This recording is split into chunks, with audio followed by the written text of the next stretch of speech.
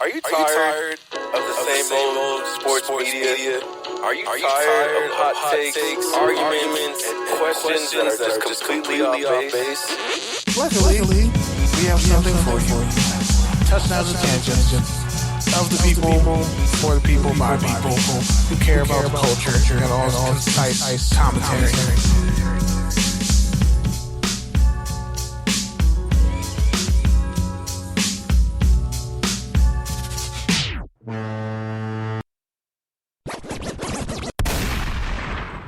We don't have our normal sound, so that'll be the standard today. What's up, good people? Live from Los Angeles, California. It's your spot for NFL takes, topical tangents, concise commentary for the culture. We are Touchdowns and Tangents. I am PD Camarillo, and he is Kenneth Berry. We got our lovely producer in the house, Nikki. She's back from Arkansas. Howdy. Arkansas. And yeah, we got some special guests for you. So without further ado, can you get right to it? Yeah, we got some esteemed guests in the building. I met them both when I was out in Vegas covering the East-West Shrine game.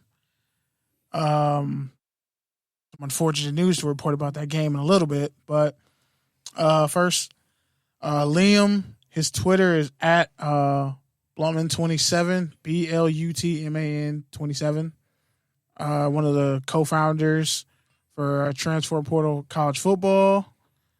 He also runs No Context Football, and he's a Belicheck Award voter. That is huge. And also, we have I don't want to mess up your last name. Mike, is it Asti? It's I get both. Both would work, but Mike Asti with the champagne. Got you. Yeah, no problem. And this man he's the managing editor at the West Virginia Sports Now, PGA Sports Now. He's a host on Believe Network, contributor at 93.7 The Fan, Trib Life, WPXI.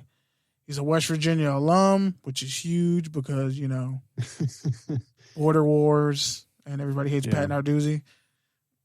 He's a pro football writer. Above all that, he's a girl dad. That is true. Yes, I am a girl dad. Absolutely. 2 certified, really great guys. The amount of jokes we got off in Vegas was probably illegal. But, a bunch of college prospects in one room, very cold, that felt like a mob diner. Because apparently, in that hotel, that's the one room that's, was untouched for all these years, and it really felt like we were just doing mafia meetings in there. It was pretty cool. Honestly, it did feel like you got to be a mob boss. You sat there, somebody's right across from you. There's a good 3-foot distance, so it's not like they're right in front of you. They're kind of far, and if only I was smoking a cigar while doing the interviews, that would have just been perfect. But I feel like I should have been smoking a cigar, sipping on some wine, something. It did have that old school Vegas feel that if this interview didn't go well, someone's going to throw you in Lake Mead or something like that. You're going to go for a ride. You're going to see paradise one last time. But so with that, we'll just start off with the first thing. So the East-West Shrine game, for some reason, unbeknownst to anyone with common sense, they're moving the game to Frisco, Texas. So this question goes to both of you. Liam, you're stationed out of Vegas. Yep. Who's gonna buy that first ticket to go to Frisco, Texas? Okay. So I was talking with someone else in the draft world a few weeks ago, and we were talking about the Shrine Bowl. It came up, kind of the friendly little rivalry with the Senior Bowl. There's one big issue with the Shrine Bowl being in Vegas. So that's pretty far away from Mobile. A lot of people that are going to the Shrine Bowl, they also want to get to Mobile.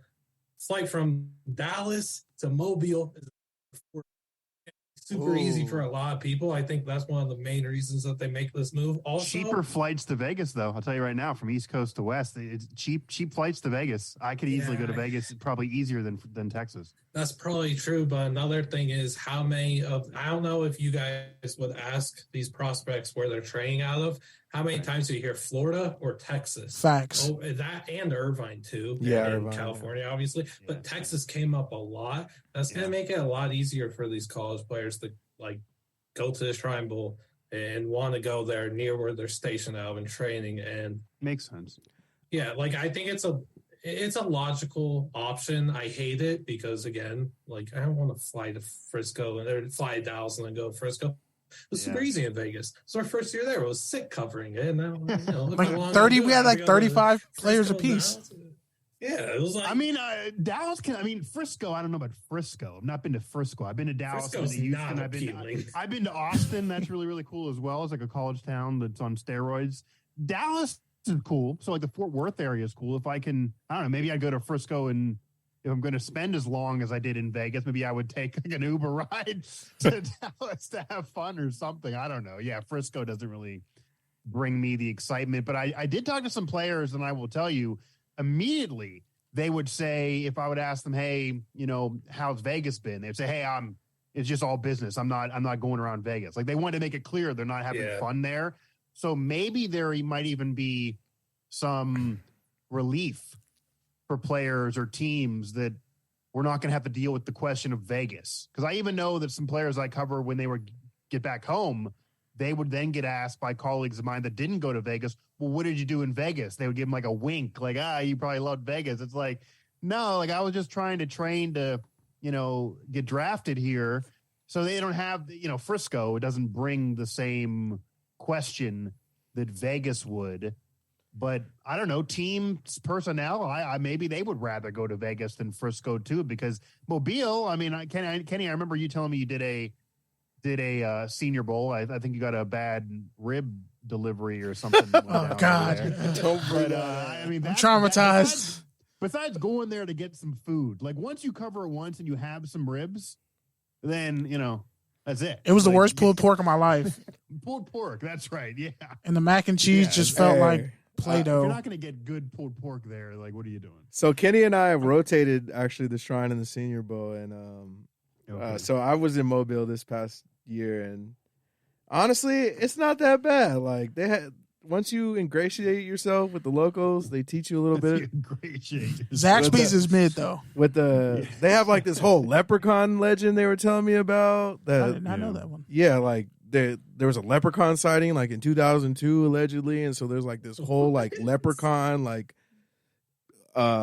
cultists that like go out and look for the leprechaun like every year. Like it's this whole thing. Like sounds like I gotta go there. Yeah, don't get me wrong, it's a weird place. Like I might show up and they'd be saying that's the leprechaun. Yeah, they might actually. Yeah, they might be nervous. Like we haven't actually seen a leprechaun, but like I don't know, maybe he's here now. Shoot, and last year when I was in Vegas, those Ball Tech boys, the old linemen, they were not being subtle with what they were doing in Vegas.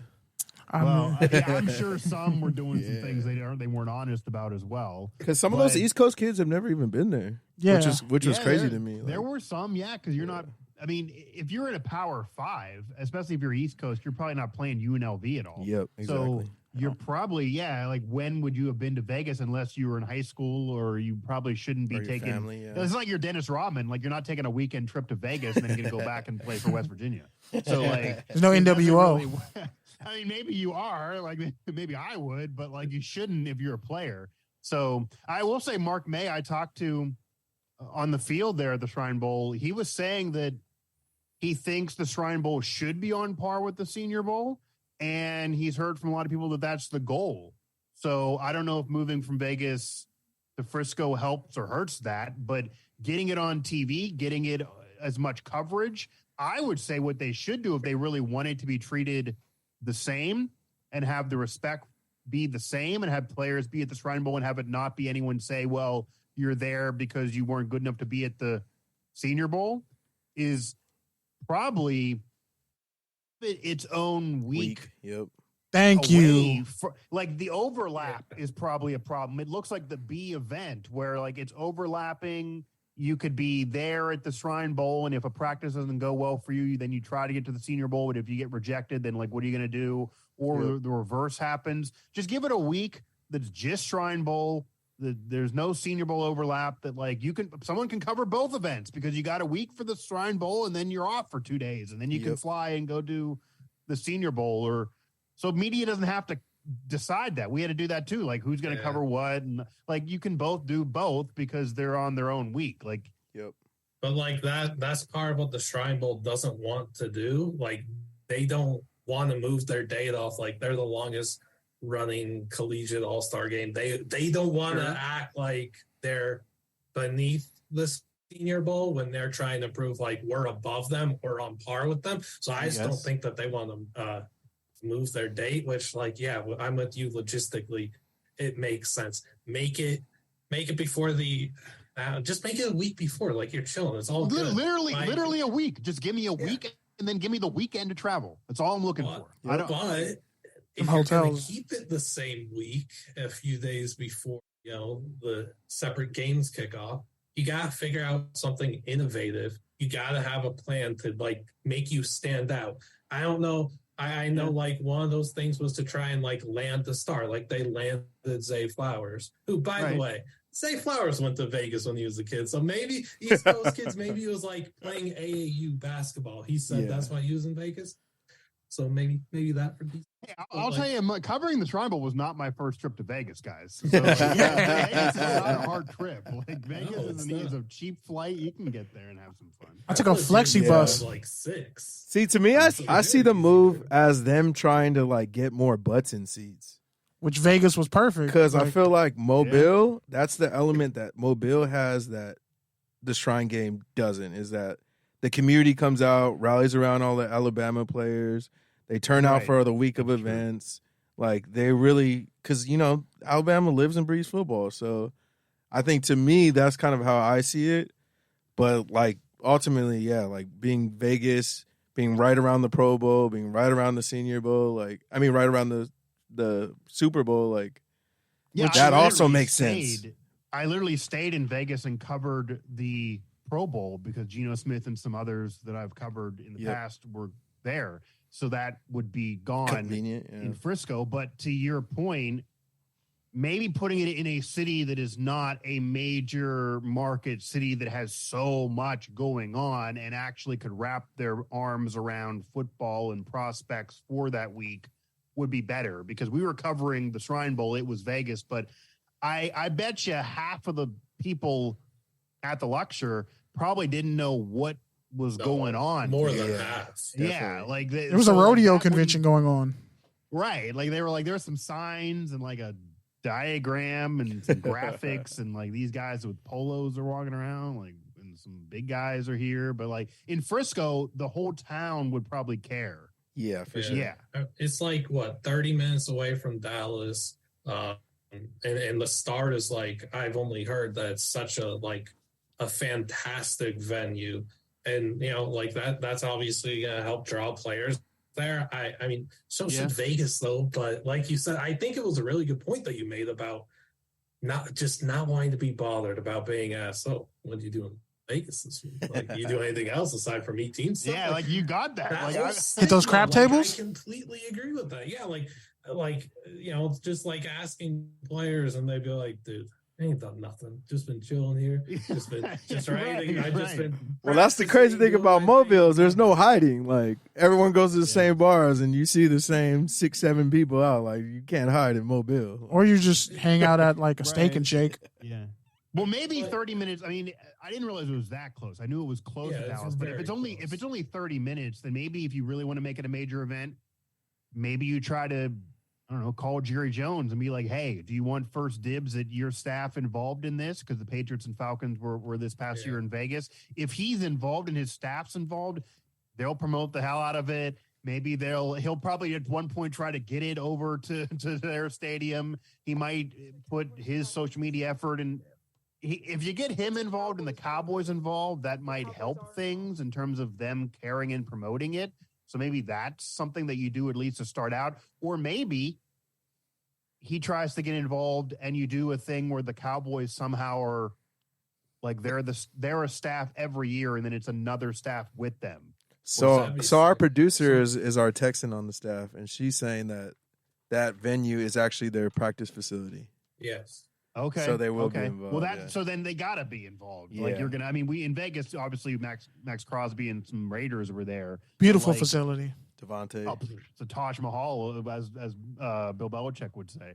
But yeah, I mean, I don't know. I mean, maybe that wouldn't be fair, Liam. Like maybe if you can't have Dallas have it every year and then just throw another team with them. But like, I would try to make this some way, some benefit of the Cowboys. I like that angle a lot. Like to make Jerry care about this. Yeah, I think I would. I don't know how this gets done, but obviously, like high school football is a massive thing in Texas. Obviously, according to the Super Bowl, which isn't what they've done in the last 25 years, so they probably got some time. I mean, you could like try and look at like a high school football angle to get that part of the community involved. Definitely. I don't know how you do that. Right. I'm not going to act like my brain is fixated on that, but. Well, Texas high school football, I mean, you're in a hotbed. So that is a difference of being in Vegas, or you're not in LA where, say, West Coast high school football would be at its best. You're in Vegas. You're a little further away. But if you're in Texas, you could argue you're in the premier spot of the country. Yeah, like so trying to find something there to, like, I don't know, maybe you're just giving like high school football players like the opportunity to go there and just check it out. And maybe you're giving like a team the opportunity to meet players that are about to enter the NFL, and you're giving those high school players like a chance. I don't know if you do a team or you do like some kind of giveaway or something where it's like high school standouts with good GPAs or whatever, encourage them to be good in the classroom, whatever. I don't know, just spitballing here, but like that's something like that they could do. But like seriously, like going back and thinking of a way that the Shrine Bowl could elevate their platform and stick out. You remember, like, for me, it was like growing up and you would see these all-star college stuff and they'd be doing like contests and stuff. Bring that back. Let's do some throwing competitions, some receiver drill. Pass and kick, is that what you're talking about? I mean, yeah, sure. I don't know. Give like someone a scholarship? The infamous clip of Aaron Rodgers hanging on that sideline reporter at one of the bowls, like that's why I have in my mind, and like doing a kind of skills contest, competition, fun thing like that. Maybe like a talent show and having these players go out there, right, and just like performing some random talent. I don't know, maybe some fun offensive lineman's got good stand-up comedy routine he's been working on, and that's a way that you elevate, but also. The quarterback position. Definitely. They got to go out. That's what the Shrine Bowl didn't have. Land both of them. Fish. Those QBs were awful. It was receivers, D linemen. Like they did get some of those that were popular and good. They got a lot of offensive linemen that were legit O linemen, but there was not a quarterback that anybody knew. And really, you have to find that big fish at quarterback. I think what they should do. Give him an NIL deal or something for the week. Yeah, I think you have to pursue Michael Penix Jr. and I think you try and land him early. But how do you, in all seriousness, because you could, I guess, find a way to do this legally now, do you give him like literally, we'll give you like a week's long NIL deal that's like a temporary one where we're literally paying you for this week? Like, can you do that?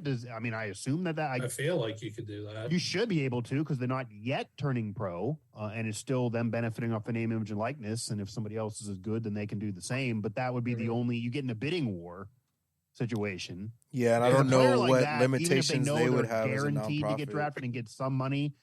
Like, if you're a player, maybe you care about the prestige of the Senior Bowl, but if not, you know you're going to get drafted, but why not get some side cash and go to Frisco? Like, you know, what do I care where I'm located? You're going to have eyeballs on me anyway. Yep.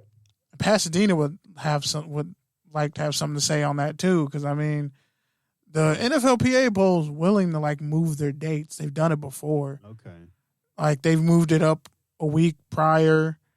And it just, I feel like the Senior Bowl should be, like it should be after the national title game, like further into February. Like it doesn't make sense as to why you have all these games and they're competing with each other. The Legacy Bowl's in February. Just Hula Bowl in Hawaii, like that was around the same time that no one cared about at all. Yeah, all those little, like the Tropicana Bowl. Couldn't tell. I think the East Carolina quarterback won MVP of that one too. But a lot of those guys were getting poached more and more from like Pasadena to go to Vegas. Like Scott Matlock, he left to come to Pasadena. A lot of those guys.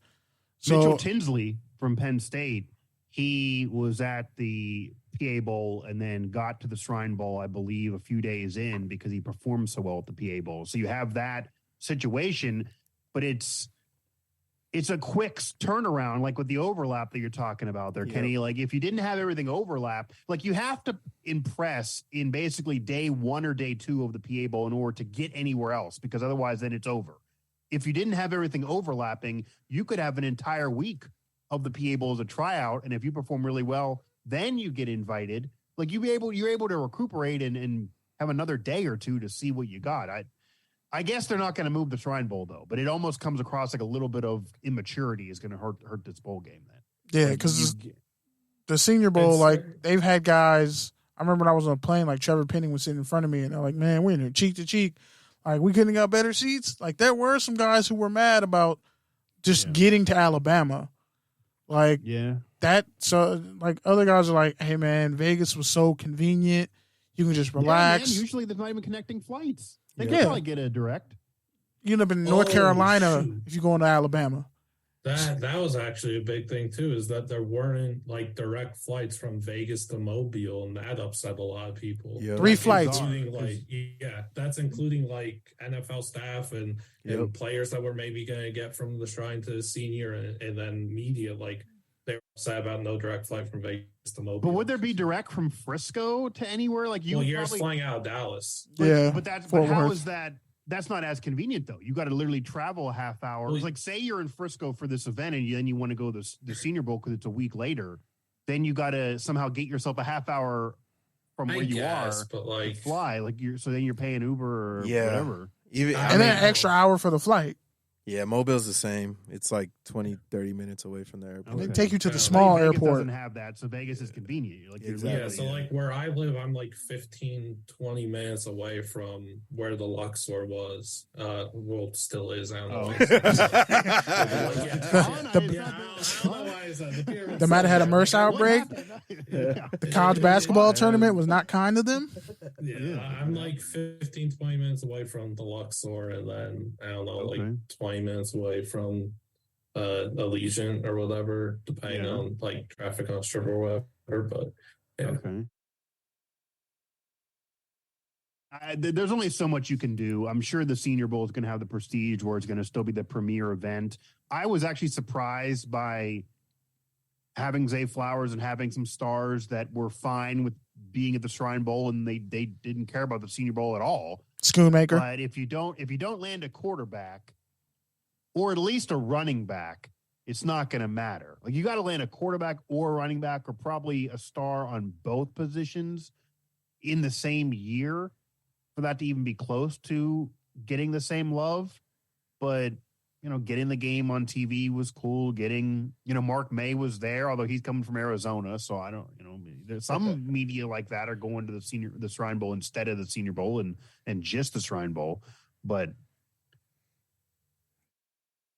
and then you have Vegas with the Super Bowl coming up though. So like that would be a conflict. Maybe Vegas is, I don't know. That would be a lot in Vegas in a 3-week period. Because those hotels were not cooperating. They can do 100,000 people without. I'm sure they could do it. Yeah. I think I don't know. I just like I don't know when you guys want to move on topics, but like the last thing I have in my head of this is sitting there with you guys in the press box watching that game with no Wi-Fi. It was not pretty. That game was not pretty. That was a rough game. Yeah, it was like 9-6 or 9-3. Yeah, like the kicker won MVP.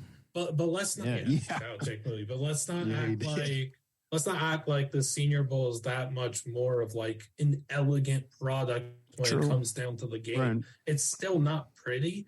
It's finding that big fish at quarterback. I'm telling you, go get Michael Penix and then find another way to elevate your event away from the game, because the games they're not pretty, and that's just going to be the case no matter what. Yeah, it's a bunch of guys. Like it's a mumble jumble of all these college players who've never like played with each other. They don't know each other's tendencies. They don't know how.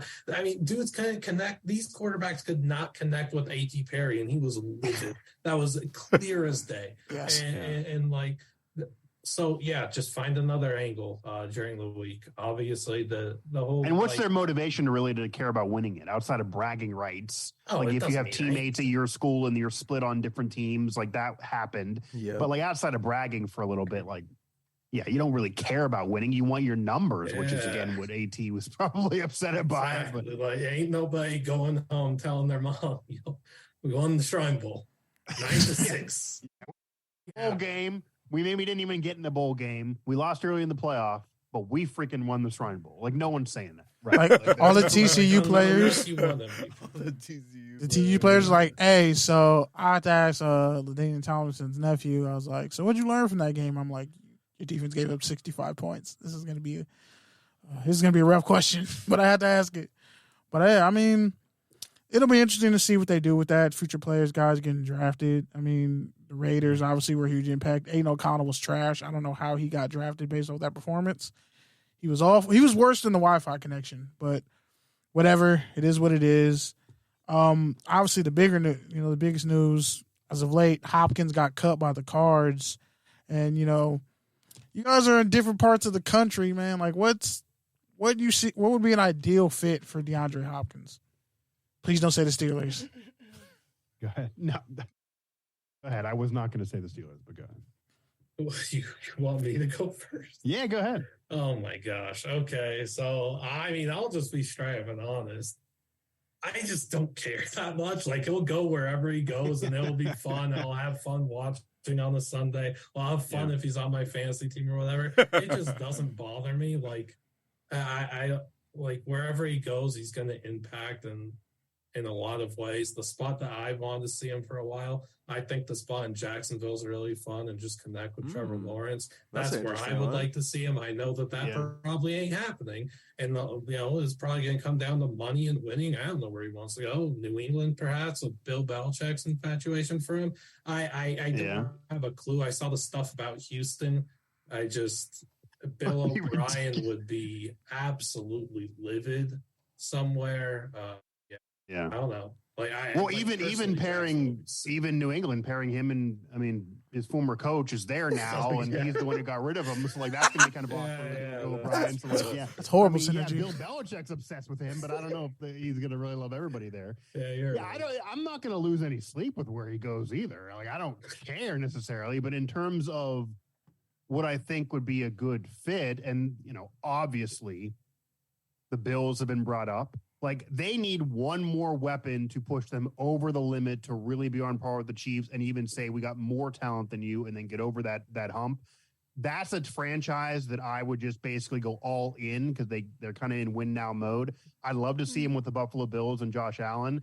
I don't want to see him with the Chiefs, who have been rumored too. Like I'm just sick of it. Like they don't need him. They won a championship and a Super Bowl after they didn't have Tyreek Hill. Like they don't need a weapon like that, but maybe they would because they don't have Juju now. But those teams are mentioned. The Steelers have too much going on at receiver, and they draft receivers, and I just don't see that happening. What I think is going to happen, though, because you mentioned Jacksonville and what the reasoning could be, he's going to go to whichever franchise is willing to pay him the most money. Mm-hmm. I mean, I'm not saying that I know him personally and that I think he doesn't care about winning, but from what I've heard and from who's covered him and kind of the rumblings that you're hearing out there throughout NFL media, he wants money. He wants the cash. And if that's what you want, then more power to you. And what I think's happened that maybe is going to make this harder is the Ravens paid a lot of money for OBJ basically just to appease Lamar Jackson. Yep. And that's a guy who's been hurt for the last 2 years despite showing something when he was with the Rams and they won the Super Bowl and got hurt in that game. So that's a lot of money they paid OBJ despite coming off injuries. I'd imagine Hopkins, who isn't coming off an injury, who's maybe more dynamic, who's done more in the last couple years, even though OBJ maybe earlier in his career was like that, is going to want that much money or more. So I don't know how many teams are going to want to shell that out. People bring up the Bills, the Chiefs, even Steelers or Patriots even. But none of those four teams are going to pay tons of money for a receiver who's now potentially a malcontent and wants off teams every other year because of money or whatever situation with the coaching staff. So I don't see any of those teams that we're mentioning there are going to pay him tons of money. I don't know if maybe Jacksonville would, because even though they don't have it, because they just feel like that can get him over the hump. But I don't know. It's going to be about money. Well, I hope he likes Carolina or Detroit or Indianapolis. Right. Well, hey, Detroit, I think, actually would be kind of cool because they're a for team sure. that was just right there at almost making the playoffs. They haven't, been good forever. Even with Stafford, they weren't really good. I actually wouldn't mind that. Like, get him with Detroit, get Goff a legit weapon. And he's a really nice see what he can contrast do. to the shifty small receivers they have. So Yeah, like, let's Jameson's see. a speedster. Rodgers is gone from Green Bay, obviously. I don't personally think that much of Jordan Love. The Vikings are kind of in flux. They're going to be good, but they're not going to be great, and it's Carly Cousins last year. The Bears are probably a year or two away still, even if Fields gets better. You get one more weapon, maybe even if you don't, and you're the Lions, you should potentially win that division. So go for it. Like, I'd like to see a team like that actually go for it and do something off the cuff but I don't see like a league minimum situation with the Chiefs to go try to win a ring and prove himself. I think he wants the money more than winning. I agree. Like, the problem with me here and trying to speak on this is you brought up Buffalo, and my first thought was, no, this can't happen. I need to see Khalil Shakir thrive. And that's my issue. Right. Is that any team that you bring up, I'm like, no, please, no. I need to, like, Antoine Green on Detroit. Like, let that rookie get his chance. That's where my brain goes. You want sophomore explosion from George Pickens? Is that what you want as well? Because, like, obviously that's like the hype around the Steelers that it's going to be him finally emerging as the clear number one, and Deontay's still there. I'm not even like a big Pickens, like, just personally a fan like that. I'm just straight up like, speaking of guys that I just want to see succeed. And yeah, so that's where my brain goes, unfortunately. I mean, what's Hopkins he's only like 30 though, right? 30, No, 31. Yeah. I think he's like 31. They're saying he's on the lost other his side. speed and he can't separate anymore. And I'm like, he can still catch the football. Jarvis Landry's still in the league, so Is he though? I think he's a free agent. adjacent. Yeah, But I don't know. I mean, I agree with you guys. I think him missing those 6 games, it's like, did we really miss him? Like, I mean, it's Arizona too. That's not really fair. I wonder, like, kind of what happened there. It was kind of bizarre because there was a while where Kyler Murray had almost appeared he had too many weapons, and they were kind of building a crew. And 18 receivers, 3 tight ends. And then look what happened.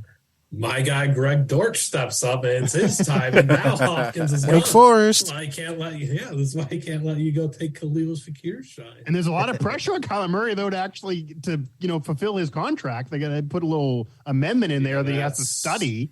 So like. I mean, that's a whole situation in its own. Like that is Right. You're looking at a team that could have 2 of the top 3 picks next year, and Caleb's on the board. What about Miami for Hopkins too? Like, if you want to win that division and say, like, because you have obviously Rodgers with the Jets, the Bills are still going to be the class of the division probably. It's all about the playoffs for them. If you get one more weapon and Tua stays healthy in Miami, maybe they actually jump and do something. That could be one of the better divisions. Cedric Wilson, though, another Boise State receiver. Here's the issue. Eric has Ukama. You can have more than one. It's not there's not like Yes, I know, but I mean, like Waddle, Tyreek, and Luke, like that's disgusting. Yeah, and then adding Ramsey and Hopkins in one offseason is kind of hilarious. Yeah, I mean, but it's a. I mean, he basically was released and ushered out the door. So like, it's not like you gotta give up a draft pick here. If he ends up on the Rams, I might throw up.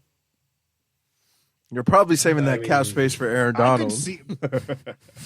Yeah, unless he wants to retire, because that was the whole rumor last year.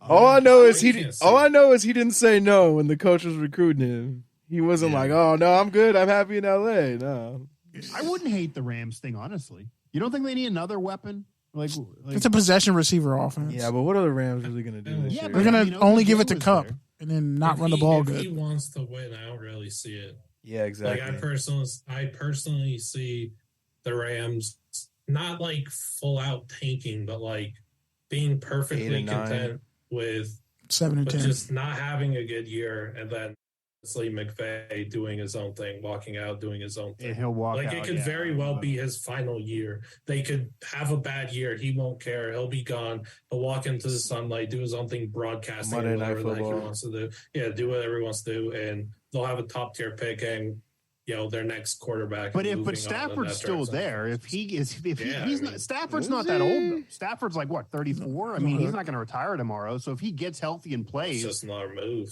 It's not like he's just going to want to sit in LA and just be tanking forever. Isn't it something with his back or his shoulder? It's like the nerve in his elbow or something. But maybe for like 1 year though. Like I get what you're saying long term. And like F them picks, they want a ring, but like F them picks is going to be really a problem in the next 5 years. Obviously, now it's all about the picks. Yeah, now it's all about the picks. So maybe you do actually have to trade Stafford and get some picks, even if he doesn't want to leave. But the problem is, why not go for Hopkins, even though you're a possession team? That doesn't mean you can't have a receiver that can take the top off to also help you with big plays. Do it for 1 year and then move him in a year. Clearly, he's fine with moving teams. So like it doesn't mean you can't move him again. You're not like, I don't know, you could bring him in for a year and then move him. Speaking of contracts, I don't know. What's more hype in Vegas right now? The Stanley Cup or Jimmy G in this fumbled ass contract situation with his foot in the waiver? Yeah, it really is a fumbled contract. Yeah, I don't know what's what's the Vegas talk there? Hey, nobody here, I don't think anybody here wants the Athletics. I'll say that straight up. That's going to be a fumble and a half. Or strikeout, rather. Thank you. I don't go out here and ever like hear any Raiders talk, I swear. There's like, it really has become a hockey city. So yeah, the Stanley Cup is much more the talk of the town. I mean, the Raiders should have more. I think the Aces I get the more money talk thing, than the Raiders, I'll be honest.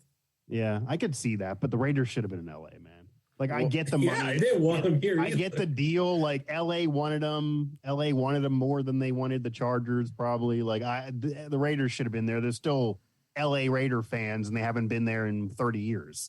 Like, they should have been in LA, but yeah, they're in Vegas. Like, the Ace thing will be interesting. I mean, Vegas is like it's rough for low key Broncos country. Imagine being from Oakland and having a friend from Vegas. You're just losing everything to Vegas. And like the whole thing that people think, like, well, it's not that far. Like, we're talking like hours. Like, you're not like going to go to an A's game if you're living in Oakland, like on a weekend. It's a flexi bus ride. It's about it's about a $40 flexi bus ride, but it's about 8 hours. Yeah, that's a long bus ride. Or if either you're doing that or you're dropping a G every weekend. Plus, who's really trying to tailgate in September when it's 100 and something in Vegas? No, right. Well, that's true too. Yeah, like nobody's trying to do that. I'd much rather be in the Bay where it's 70 and a little gray. What do the Raiders do though if the Jimmy G thing doesn't? What if that fumble does not, correct itself? It's like a foot fumble, not a butt fumble. Yeah, like what if that is a complete butt fumble? The physical cannot be passed. I mean, don't collect $200. Like, forget Jimmy G and his future because the season will then be starting. And even though he's been on teams that are continuously winning, he's not thought of as that much around the league, I guess. But like, what would the Raiders do? Carson Wentz, I'm gonna throw up. Yeah, they'd have to go down that route or hit up. I've seen Trey Lance as a name. Yeah, Zach White. He's got a lot of QBs. Yeah, Matt Ryan. You got to just go down the bust. If not Lance, call Brock Purdy. I don't know, like the Pandora's bust box, and just figure it out. I guess the Mac Jones / Bailey Zappi sagas. Oh, there you go. That's just such a weird scenario, but like, Liam, who do you think has one last question? Who do you think has the edge in the Stanley Cup? I mean, I might be biased. I have Vegas in 6. Amen. Did you expect this from Vegas? Did you expect this run from Vegas? Because I think Vegas is going to win now. They should be the favorite now, but like they're good players there, but it feels like a little bit of a surprise. Yeah, I mean, going into this season, my original pick was the Rangers over the Kings, and then like a day later, I was like, I ain't doing that. I got the Rangers over the Knights, and then that's even why I had going into the postseason when we got the bracket. So I was losing in the Cup. Rangers were an absolute joke. That team quit. Their motto's no quit in New York. We saw against 5 and 7. They quit. Well, Patrick Kane's out 4 months now, so he wasn't even healthy. And Kane's also just like it wasn't helpful. Not the same player at all. I am like trade deadline week and a half, 2 weeks, whatever we want to say, because the NHL like did all their deals super early for some reason. On deadline day was just nothing. Sweating, refreshing my phone, just hoping that there was no Kane to Vegas traction. I think if we acquired Kane, we're not here. Truly believe that. I think like it was always Kane to the Rangers, though. I feel like that was always. I do completely agree with that, but there was always that. Bringing in Jonathan Quick, I thought was a bit odd. Like it was here's odd. Our former rival that's already won a couple cups. We're not going to play you. You can sit on the bench and collect a charity ring. We just like, what was the point? I don't know. Maybe they Johnny Damon vibes. And that was another one where I was like, dude, just or Phil Kessel. Why are we? Well, Kessel was a good acquisition. That was a cheap contract. We got him in here. Yeah, he played decent at the beginning. Got a fun goal. Why can't he get in? Why can't he play now though? He played at the end of the year. He's not. Dude. I would say right at around. Just he didn't have it. There got to be some Phil Kessel stories going around options. Vegas though. This man, I feel like Phil Kessel around Vegas, dude. The man was going to casinos in Pittsburgh. Imagine Vegas. Yeah, I think he's having a lot of fun. I feel like he's upset that he's not playing, but I think he's okay with it. To allow him to be called on Twitter, because the whole thing when he won with Penguins is, Phil Kessel, I know he can't play defense. He's just a scorer. He's a 2-time Stanley Cup champion. Will you permit him to be called a 3-time Stanley Cup champion? Of course. Like he was a part of this group. He technically helped get us here, although he became a complete liability on the defensive side, taking way too many penalties. There just wasn't any offensive output. But I mean, the Jonathan Quick acquisition was just super weird. Like, I want to see Florida win. I'm going to say that right now. I want to see the Panthers win. Like the Kachuk story is so cool. The Panthers, they were in a President's Trophy and disappointed. This year they're an 8 seed. I would love to see them win against anyone else. Okay, I mean the Kachuk stuff's fine too. Like Mark Stone and Matthew are both groomsmen at Brady's upcoming wedding, I believe. Okay. Like Brady Tkachuk and some of his teammates lived in Mark Stone's house in Ottawa after Stone got traded from Ottawa to Vegas. So there's still some. Do you have a problem with Matthew Tkachuk's brother doing keg stands of the Stanley Cup? With beer in the Stanley Cup in the middle of the postseason when he's on another team. That's the most bizarre situation that we're seeing every week. No, I mean, it's your day. Yeah, like it's like I don't think you're getting a ring, bro. Like out of this, like, and there's not like a family deal here that's happening. Like I don't, Hey, maybe he'd give Matthew's not going to get his in these next few weeks. Maybe Bray will give Matthew his way down the road. Their father never got one, so like the family is still looking.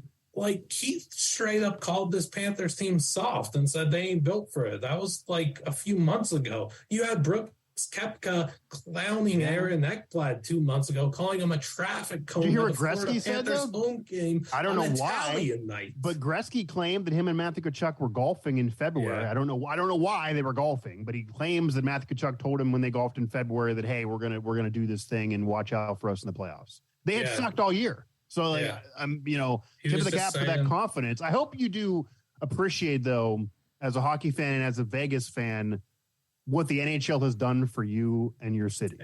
Because it's not even just Vegas and with Seattle, too. The setup and the assist that the league is helping these expansion teams now is not what it was. Like, yeah, they made the Stanley Cup in their third year, guess. Yeah, in '96 they made the Stanley Cup final. Yeah, I know the Aces won. Then in the '90s it was okay, but in the early 2000s, Columbus, Nashville made a Cup final against Pittsburgh, but it took them like 15 years. In the early 2000s, they did nothing for the Blue Jackets at all. I just think that talking point of. It's true, though. I disagree, though, because, look, it's how Vegas and Seattle took their own unique approach to doing this. And Vegas straight up held these front offices by their throats. And if you didn't get Marc-Andre Fleury, though, are you in the first Cup final? Heck no.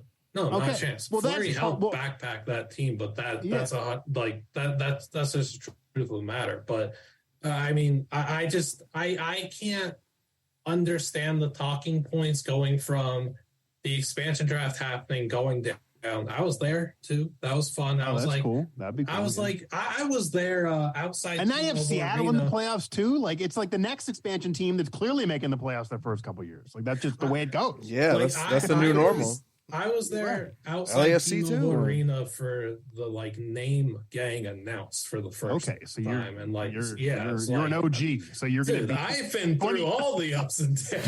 So are you gonna stay true when Vegas eventually is bad? Like at some point they got. Yeah, of course. Okay. I'm gonna like being bad. And because you're we gonna had tell this those success fans, and hey, I wanna was an go through OG. the- Like I deserve that. Like I see how I just look at the stuff like.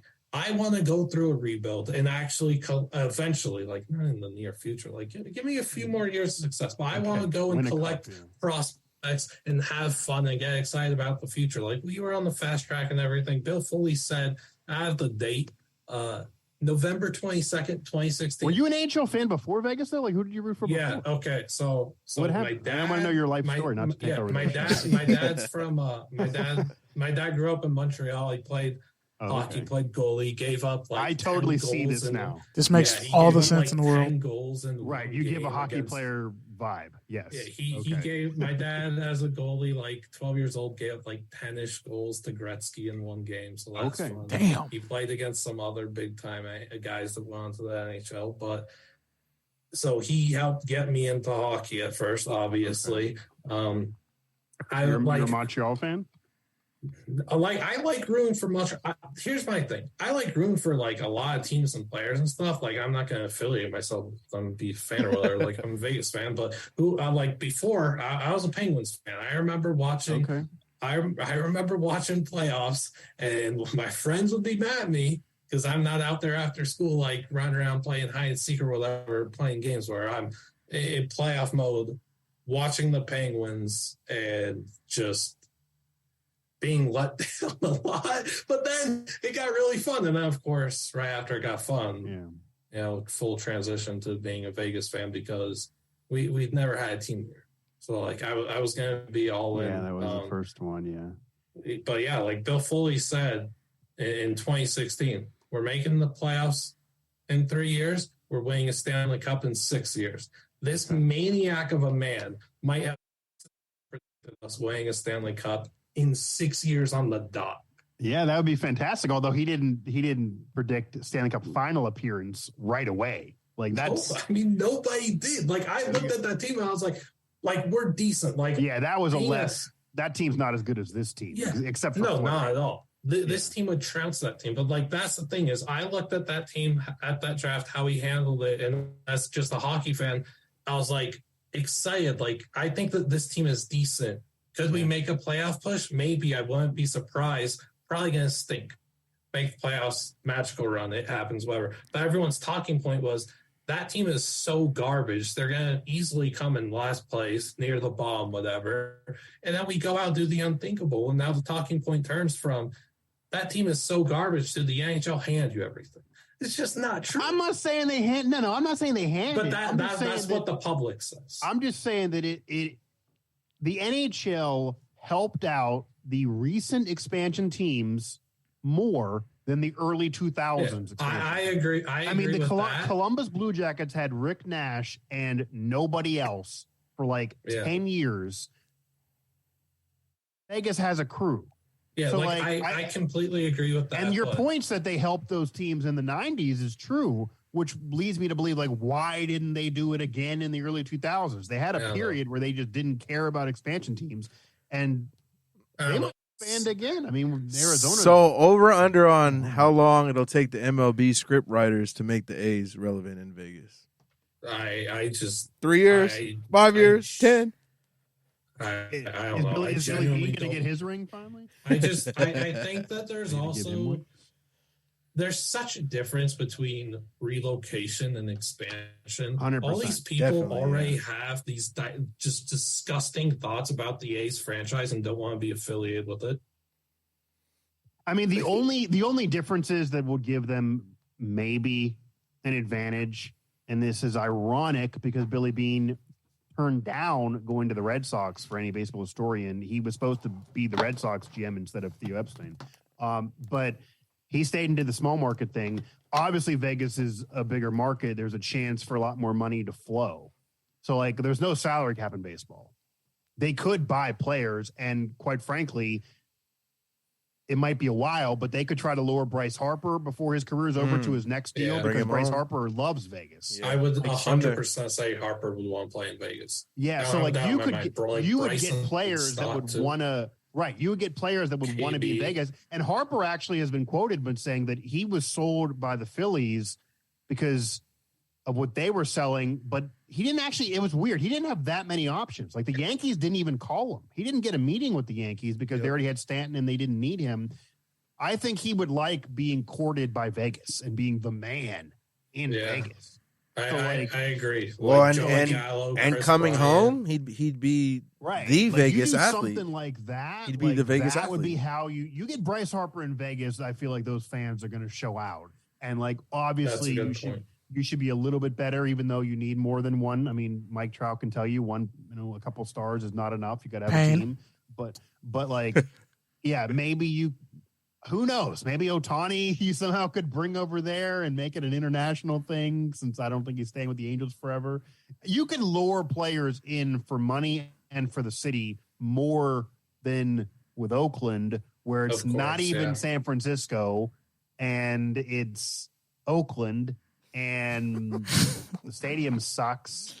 Ouch. And like you're going to have a $30 million payroll every year. Like it, I think there's a better chance. There's so many Ace fans that never even got over when the Raiders came back. Because when they built that whole extension, it messed up the whole scenic view.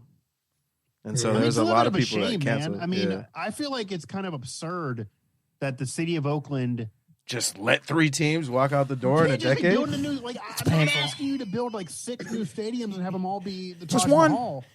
Just one. Yeah, you already lost the Raiders. The Oakland A's are an historic franchise. Yep. Like this isn't like you're moving the Arizona Coyotes. Like they're an historic franchise. It's been a while, but they are an historic franchise. Reggie Jackson played there before the Yankees. Like Ricky Henderson. Yep. Moving it just sucks to have. I don't know. I feel like it sucks a little bit, but like I think it stinks too. Like I feel bad for Oakland and everything, and their fans that they have to keep going through this. And again, as a Vegas guy, I don't want your teams either. And the freaking Warriors, they lost a dynasty in the middle of the dynasty. Yeah, and no one crazy. talks about how they move cities. Like they're still because they think like Steph Curry says like we're for the Bay. Yeah, they didn't start wearing Oakland stuff until they were in San Francisco. I'm triggered. Like, I appreciate being from you East saying Oakland. you're for the Bay, but like I gotta drive an hour and a half to see you now. Like, and nobody likes San Francisco really. Nobody really likes San Francisco. Let's be honest. The Giants fans are trash. Like San Francisco sucks. It's too expensive. The sushi's not that great anymore. Yeah, it really is. But it's a lot of everything's on a hill, like literally. Yeah. Like, literally. Yeah. At least 100th point, you might get stabbed, but at least you're still close to the Bay Bridge. You can get the hell out of there. But yeah, I don't know, but it's like the safest spot either. Like I feel like you can get stabbed in Oakland too. That's bad. I mean, believe it or not, as someone who's from East Oakland's nicer than people give it credit for. But yeah, man, I want to thank y'all for coming on, hanging in. This is amazing. This felt like we picked up the conversation and we just never stopped talking from Vegas. Yeah. And yeah, Liam, you did get like all the best Oakland teams. But I mean, I guess you got to eat some crow. All your childhood, you didn't have any teams, and now you don't have any of these teams. You got to eat crow, bro. I just want to be a hockey city. It is. Give people the aces. I just want all the money going to the Golden Knights. You're gonna get MLS soon too. You gotta get some charity, bro. You're gonna get MLS soon. The MLS. I don't want the NBA. Come on, NBA though. NBA. You got Vegas the XFL too, by the way. Vegas is a basketball city. That needs to happen. I can't even imagine the number of scandals that there will be with the definitely Vegas NBA team and what's definitely going on 100% point shaving. And the XFL. I mean, they should have kept it in LA. Dirty waiting to happen. But yeah. Oh, I'm sure there's going to be some mob boss that, like, if 10 years from now Bryce Harper's there's going to be some mob boss that's going to call Bryce and be like, "Hey, I'll double your salary if you do this." Like, it's going to be shady stuff. It won't be a mob boss. It'll be DraftKings. It'll be DraftKings or FanDuel. We'll break your kneecap. It'll be a public CEO. Harper already owes me because I went to go see him play one time when he was at the College of Southern Nevada and he got ejected in the first inning arguing a strikeout.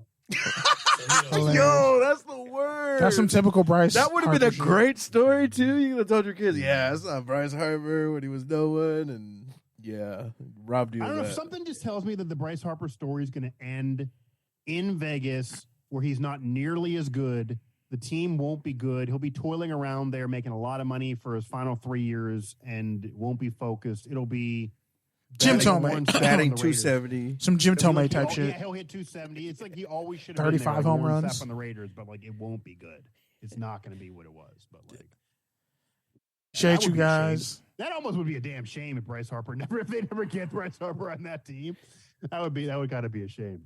It would. I don't know. You wouldn't go. You're not going to go. You wouldn't go to a.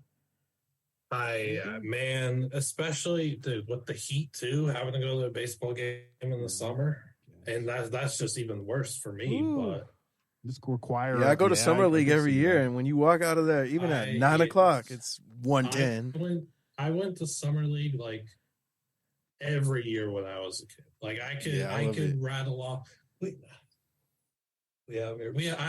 Me and my brother collected so many like game worn jerseys and stuff. My brother got a shirt from Giannis. That's dope. I talked to Damian Lillard. I was talking to Damian I seen Dame there like too. After he got drafted. His rookie year, his rookie summer, like I was like, I don't remember how old I was, but I was like, dude, you're gonna be like an all-star or whatever. Just little Liam like talking to NBA dude and being like, yeah, like he's a leprechaun telling me I'm gonna be a good player. Like this is awesome. Like that. Going to summer league every year was sick, but I still hate the NBA. Well, before the Lakers came, it was definitely a lot. Utah. It was definitely a lot more like a convention. Like you could just sit next to an NBA player or scout and not even know it. Yeah, Draymond Green stole my seat one year. I'm still mad at him for it. I had my seat all picked out right next to the tunnel to get like autographs or stuff. I feel you. Get some chicken tenders, walk back, Draymond's sitting there. I can't tell him to get out of my seat. Like, I'm not going to do that. It's his seat now. No, yeah, he'll punch you in the face if you do. That's a great story. He'll push you in the back. Dude, Summer League gave so many good stories. Like, okay, I can see that. Phil Jackson yelled at my brother and threatened to break his glasses because me, my brother, and a few of our friends were rooting for like the D League team, like the D League Select, to beat the Knicks. Yeah, that's the whole thing. The Vegas crowd always does that. Like this is Knicks Phil Jackson. Okay, yeah, and Phil Jackson like grumpily walks over. It's like, dude, stop, or I'm going to break your glasses. And then he walks over, and D League's blowing them out, and then I am watching Phil Jackson talk to refs, and I think this guy paid off refs for a summer league game. He should have done it in the NBA during the Knicks tenure because they were you're going to pay off summer league games. I'll always hold. I think you pay off summer league refs. Yeah, man. Kevin Durant stopped signing autographs like 2 people away from me. I'll never forget that one. I'm missing out. I feel like I got to get to summer. I had Blake Griffin throw his jersey, graze my finger. I just missed it. I'll never forget that one either. Butterfingers. But yeah, it's a great time. I don't know. Maybe it's because I'm older now, but I just don't think summer league hits the same as it doesn't. Used to. It doesn't. It's too big now. Pricing got way more. Oh yeah, remember when the tickets were like $15? Like now they're like 60, 55 or something. It's just way too many people there now, which is they're making it more TV thing. They're caring about like who wins the championship. Lakers affiliate when Lonzo won, they actually bragged about it and threw it on Twitter. Like that type of stuff. Like it's ruined the integrity of summer. Yeah, it's no longer like an underground like minor league situation now, or a prospect camp. Like now it's actually like something. I guess I mean, nobody really should still be bragging about winning that. And that's what I had hoped the Shrine Bowl would kind of build to, just to bring everything full circle when they went to Vegas. Yeah, I'm gonna say this: the integrity of this interview will withstand the test of time. We covered. 100%. so much. And now I think I'm even more invested in hockey. I might just switch from the Kings to the Knights now. If I Dude, move to don't Vegas. do that. You stick with the Kings. Bright future. Quentin Byfield's a bona fide star in the making. Gotcha. Sean Dursey's the perfect playoff defenseman. The Kings are going to be fine. All Jonathan Quick's just out here being a great mentor. Yeah. Cool. Kings won 2 cups. Kopitar is like the most underrated player in the league, probably historically.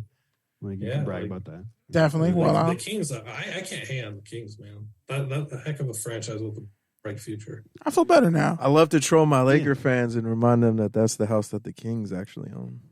Feel free to know that the Clippers have never won anything. But for you guys are the biggest winners. Shout out your socials. And also, Mike, if you want to throw in some Pat Narduzzi slander on the way out, it's totally welcome. Mike Asti 11, so Mike ASTI 11 on Twitter, and you can find links to everything I cover and everything else there, of course. And no Pat Narduzzi slander, I guess. I'm sure you guys heard his recent comments about Dion, that he just randomly wants to comment on things that don't pertain to him at all, like that.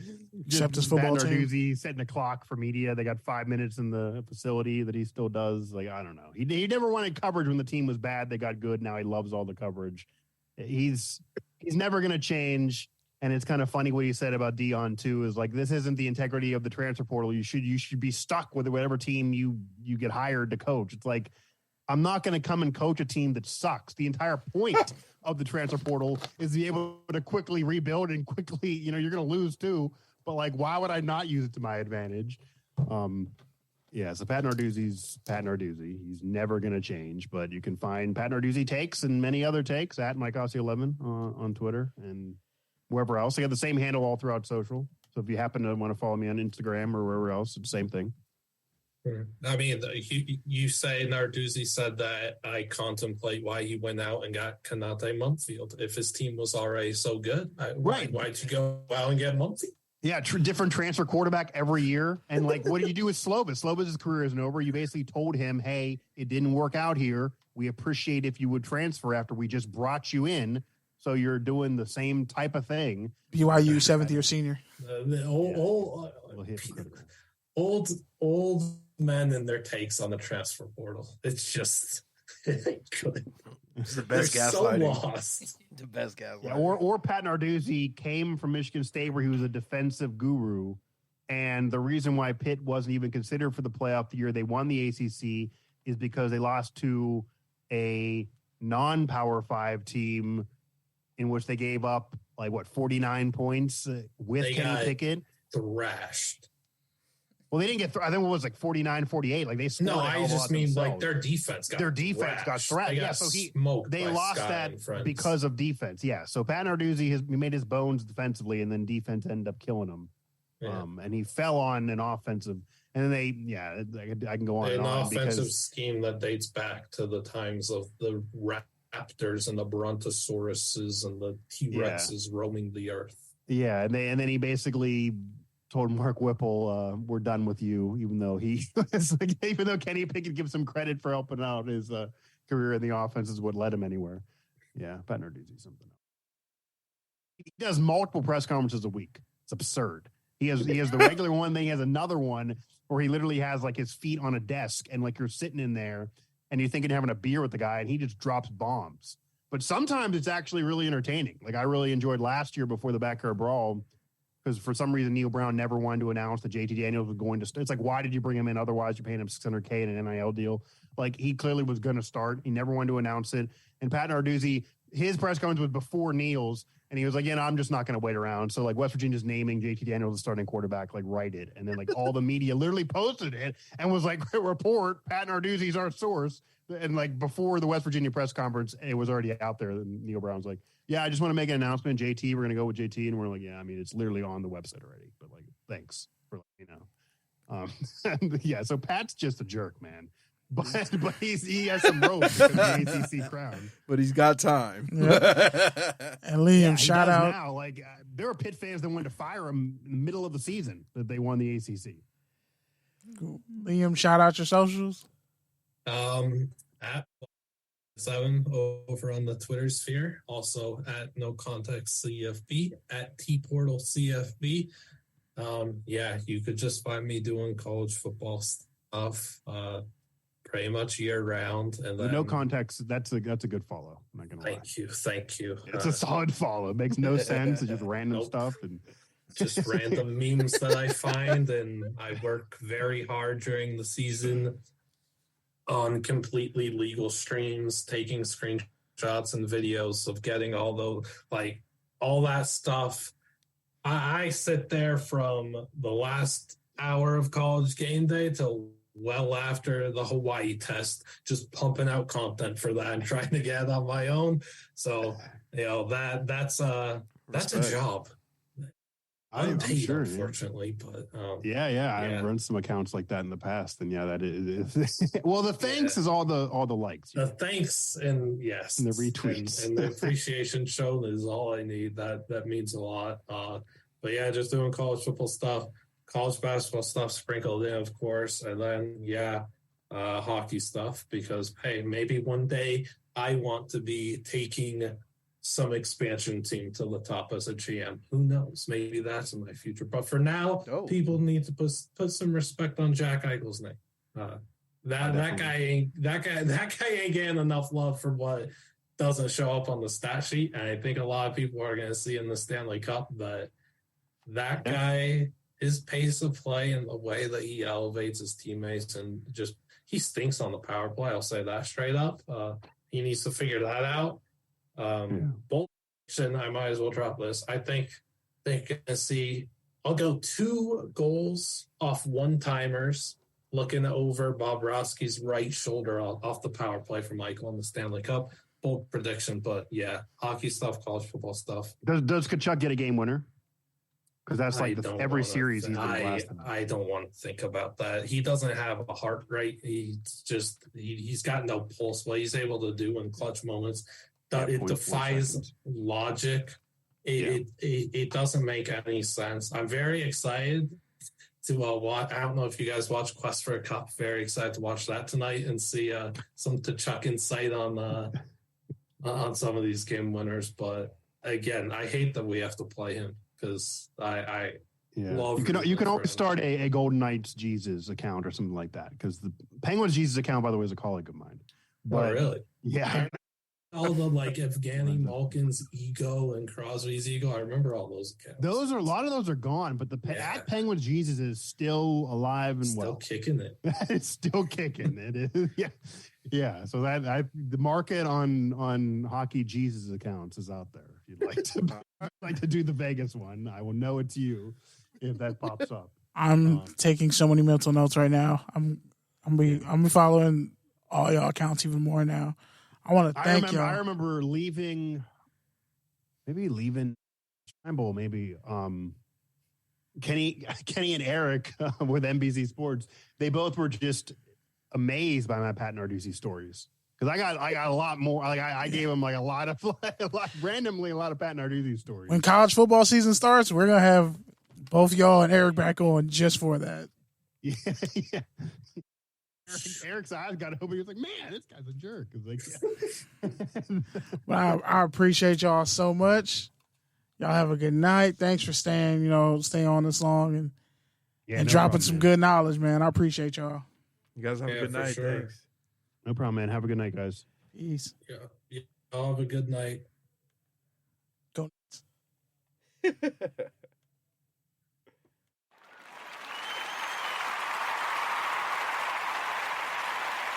Award-winning content. I did not think one Stanley Cup question would get me 30 minutes of biggest geography and history. I feel like he could have probably wrote a dissertation on that. I would have read it, but hearing it was better. Yeah, man, we covered a lot of ground.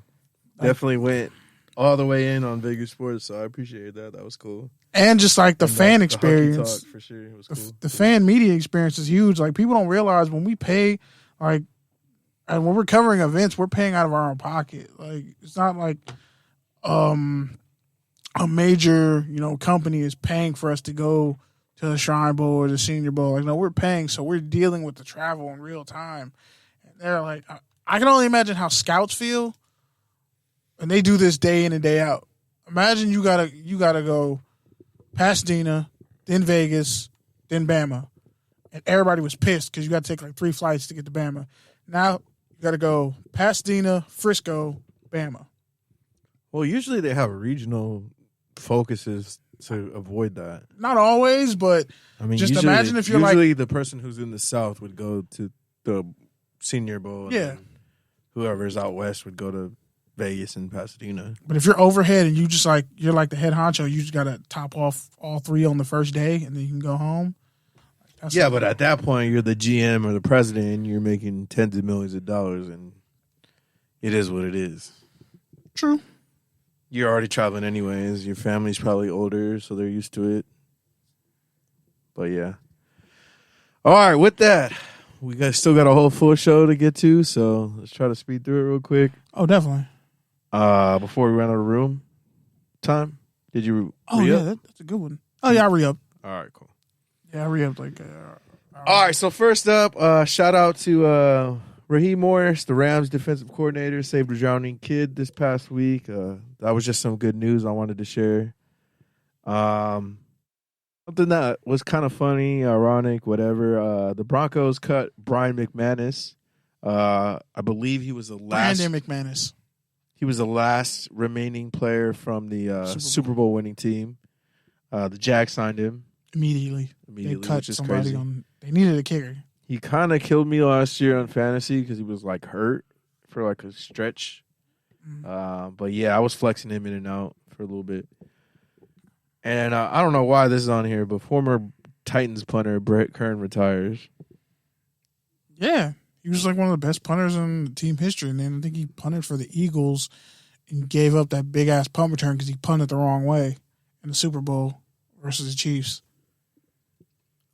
He was a great punt. He was a great punter. Bill Belichick caught a $50K fine. It's like a $50. $50K fine. It's a business. But yeah, all for the OTA violation last week. So yeah, $50K. That's light work. That's nothing. That's a tax write-off. All right. And then we already talked a lot of college football, but There's only one thing. So the SEC is going to eliminate conference games once Texas and Oklahoma join the SEC in 2024. So, Nikki, I'm pretty sure you're going to be excited to see Oklahoma go like 6-8 or some shit like that. So really, what's the point? First year, they'll be better the next year. So really, what's the point They're of having a playing conference if you're not going to play a conference game? They're playing 8 conference games this year, but it's pretty much just going to be a hodgepodge. So then, what is a conference without? Because they already have understand. like 16 teams now. Like it's ridiculous. What do you mean they're not They going can't- to play conference games? That doesn't make sense. They're not going to play like they're playing 8 conference games this year, but they're not going to have divisions once those 2 teams get there. So they're not going to have divisional conference games. It's just going to be the whole SEC. Oh, so not like the East and the West. Yeah, So it's it'll going to just be a abolish that. league. Yeah, So okay. I think I probably said that backwards. So the then first there's time. not going to be a championship? That's still technically There conference will be. games, though. No. It is, but it won't be like it won't be like the Pac-12 North versus the Pac-12 South. Right. It'll be like So the how- best team in this SEC, and then whoever doesn't make it in, So basically, it's going to be in the playoff picture. They'll just have the same bullshit that they always have now. So how does Yeah. the In conference the SEC championship only. work? That's going to be the real issue. Just the top 2 teams, like they do in the Big 12. They're supposed to. Isn't that in the Big 12? They do top 2 teams. Yeah, but there's only Right. 10 teams, which is weird. But now there's more teams going into next year. Yeah, isn't there like 14 teams now? Yeah, shit doesn't make any Big sense. 12 is the one with Penn State, right? What'd you just No, say? Big 10 is the one with the Penn State one. I always get them mixed yeah, up. Big How 10. do you get Pennsylvania mixed up with the South? Big 10 and Big 12. I No, always get the who- Big 10 and Big 12 The mixed up. Big 10 has more teams than 10 teams now. No, because the Big 12 they- just added a team. Was it not? No, it was BYU. Right? No, the Big 12 added BYU No, Big 10. and Cincinnati. I just know Big 10 is Penn State, Michigan, Ohio Ohio State. State. Big 12 Rutgers, is Maryland. Baylor and fucking TCU. And now they're adding USC and UCLA, but again, that $7 billion TV deal Yeah. isn't done yet, so that's up in the air. And then there's already smoke Right. coming from the Pac-12. Yeah, the Big 12 is just basically the state of Texas. Sounds like they'll just probably eliminate the Middle America, championship game. practically. Like, the Big 12's trying to cannibalize the West Coast, too. Sounds I like they'll mean, just like- eliminate the championship. I kind of have to have one, Because they're though. talking about it be a disadvantage. Because could be a potentially quasi championship. They're gonna keep it though. It'll just be like the old Pac-12 where it was the Pac-10 where it was a round robin. Finish with one loss, then that's just gonna be the same fuck up we always have at the top. Just they'll play less out of conference games and then say they have a tougher schedule because there's more teams, but it's the same shitty teams at the bottom. So really, it might produce one good team, one extra good team, or two mid-tier teams. They're going to take on more bowls. That's pretty much like it's just smart to eliminate divisions. So now you get even more teams in the playoffs. So like LSU only loses to Bama and let's say Texas, they're in a stacked conference. So Georgia, the SEC East is relatively weak outside of Georgia. So it almost helps the conference because the SEC West is so loaded. That's true. And I mean, with the new playoff bracket, too. This is going to be mostly SEC teams in the top 25 now. They're going to push everybody out. It's weird, though. It's going to be weird. That's it for college football for right now. all right. Wait, it says here. Wait, hold on. It says the 8 games will be randomly assigned based on fairness and balance. What does that mean in the SEC? Literally what? You play fucking some Division III college in November. And there will be some added consideration to rivalries. So Alabama, Auburn, Florida, Georgia. Georgia, Alabama. And they will be mandated to play at least one conference Power 5 opponent from the ACC, Big 10, Big 12, or Pac-12. Or a major independent. Well, fuck the Mountain West, huh? Yeah, that's what I'm saying. Everybody hating on the Mountain West. It's fucked up. They deserve better. I'm still trying to see what's going to happen with the championship Well, so game. that still gives Oklahoma and Texas a chance to play old rivals, right? From the Big 12. But I don't think Texas A&M wants to play Texas at all. Like, that beef is eternal, right? Texas A&M and Texas? Oh, I was talking about Oklahoma and Texas. But, well, I mean, yeah. No, probably not because they would play each other. They were like, fuck you guys, we're not playing you anymore. They went to the SEC to get away from Texas. Well, so Texas, whenever that happened, when Missouri and Texas A&M went to SEC, they asked Texas and Oklahoma first. They both declined. And then they asked Texas A&M second. And then Texas A&M said they wouldn't come without Missouri. So they were kind of like a second choice.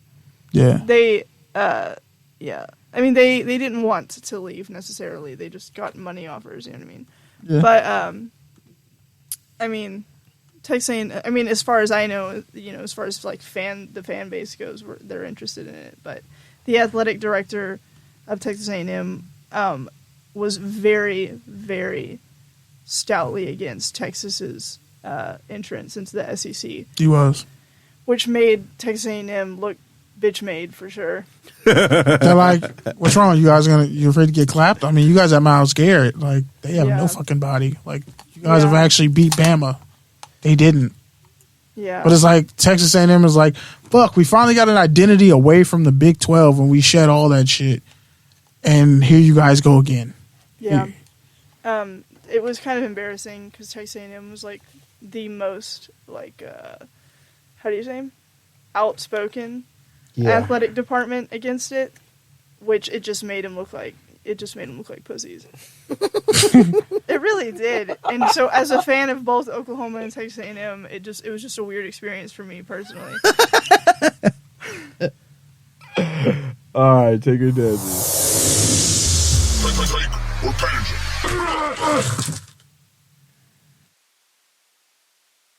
Oh, I'm sorry. Oh shit, it's my turn now. I'm about to have a heat stroke in this room, bro. You even hit the button, so I was like, oh yeah, she for sure knows. You lowered the temperature and then raised it, and you're like, I'm still hot. Well, it's set. It won't let me change it. Oh, yeah. What the fuck? We're like hamsters in a cage here. Damn, anyway. Why is it on 69? All right. Okay. 73 is the rule. It only goes up. Yeah, it doesn't go down at all. It's like freaking dad thermostat something. Yeah, doesn't go lower than 73. That's the rule. Pretty much. All right, so Sunday Ticket is going to be offering unlimited at-home simultaneous streams. Ooh.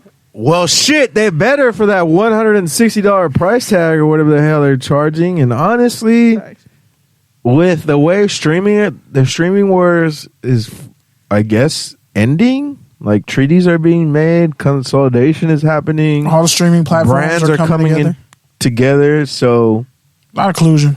I think YouTube going against the grain with everyone buckling down on password sharing. YouTube going the other way, I think is good for them. And ultimately what they're trying to do is just get more Google customers. So and they're going to leverage that against actual content creators. So that they'll be able to leverage that. I mean, they raised their prices too, though. Yeah. YouTube did. And they're going to leverage that all against content creators so they don't have to pay them as much, which they're already doing. That's why a lot of people are going to Rumble and everywhere else because it's like YouTube is, or Patreon, like YouTube is too, dare I say it, oppressive in how they do some content creators. No, for real. A lot of them say that. Yeah, that's why cats are going. That's why DJ Academia's got a bag off Rumble. Yeah, they've been saying that for 10 years. And what happens? What did they say? It's ever They since put their the YouTube apocalypse in Yeah. 2016.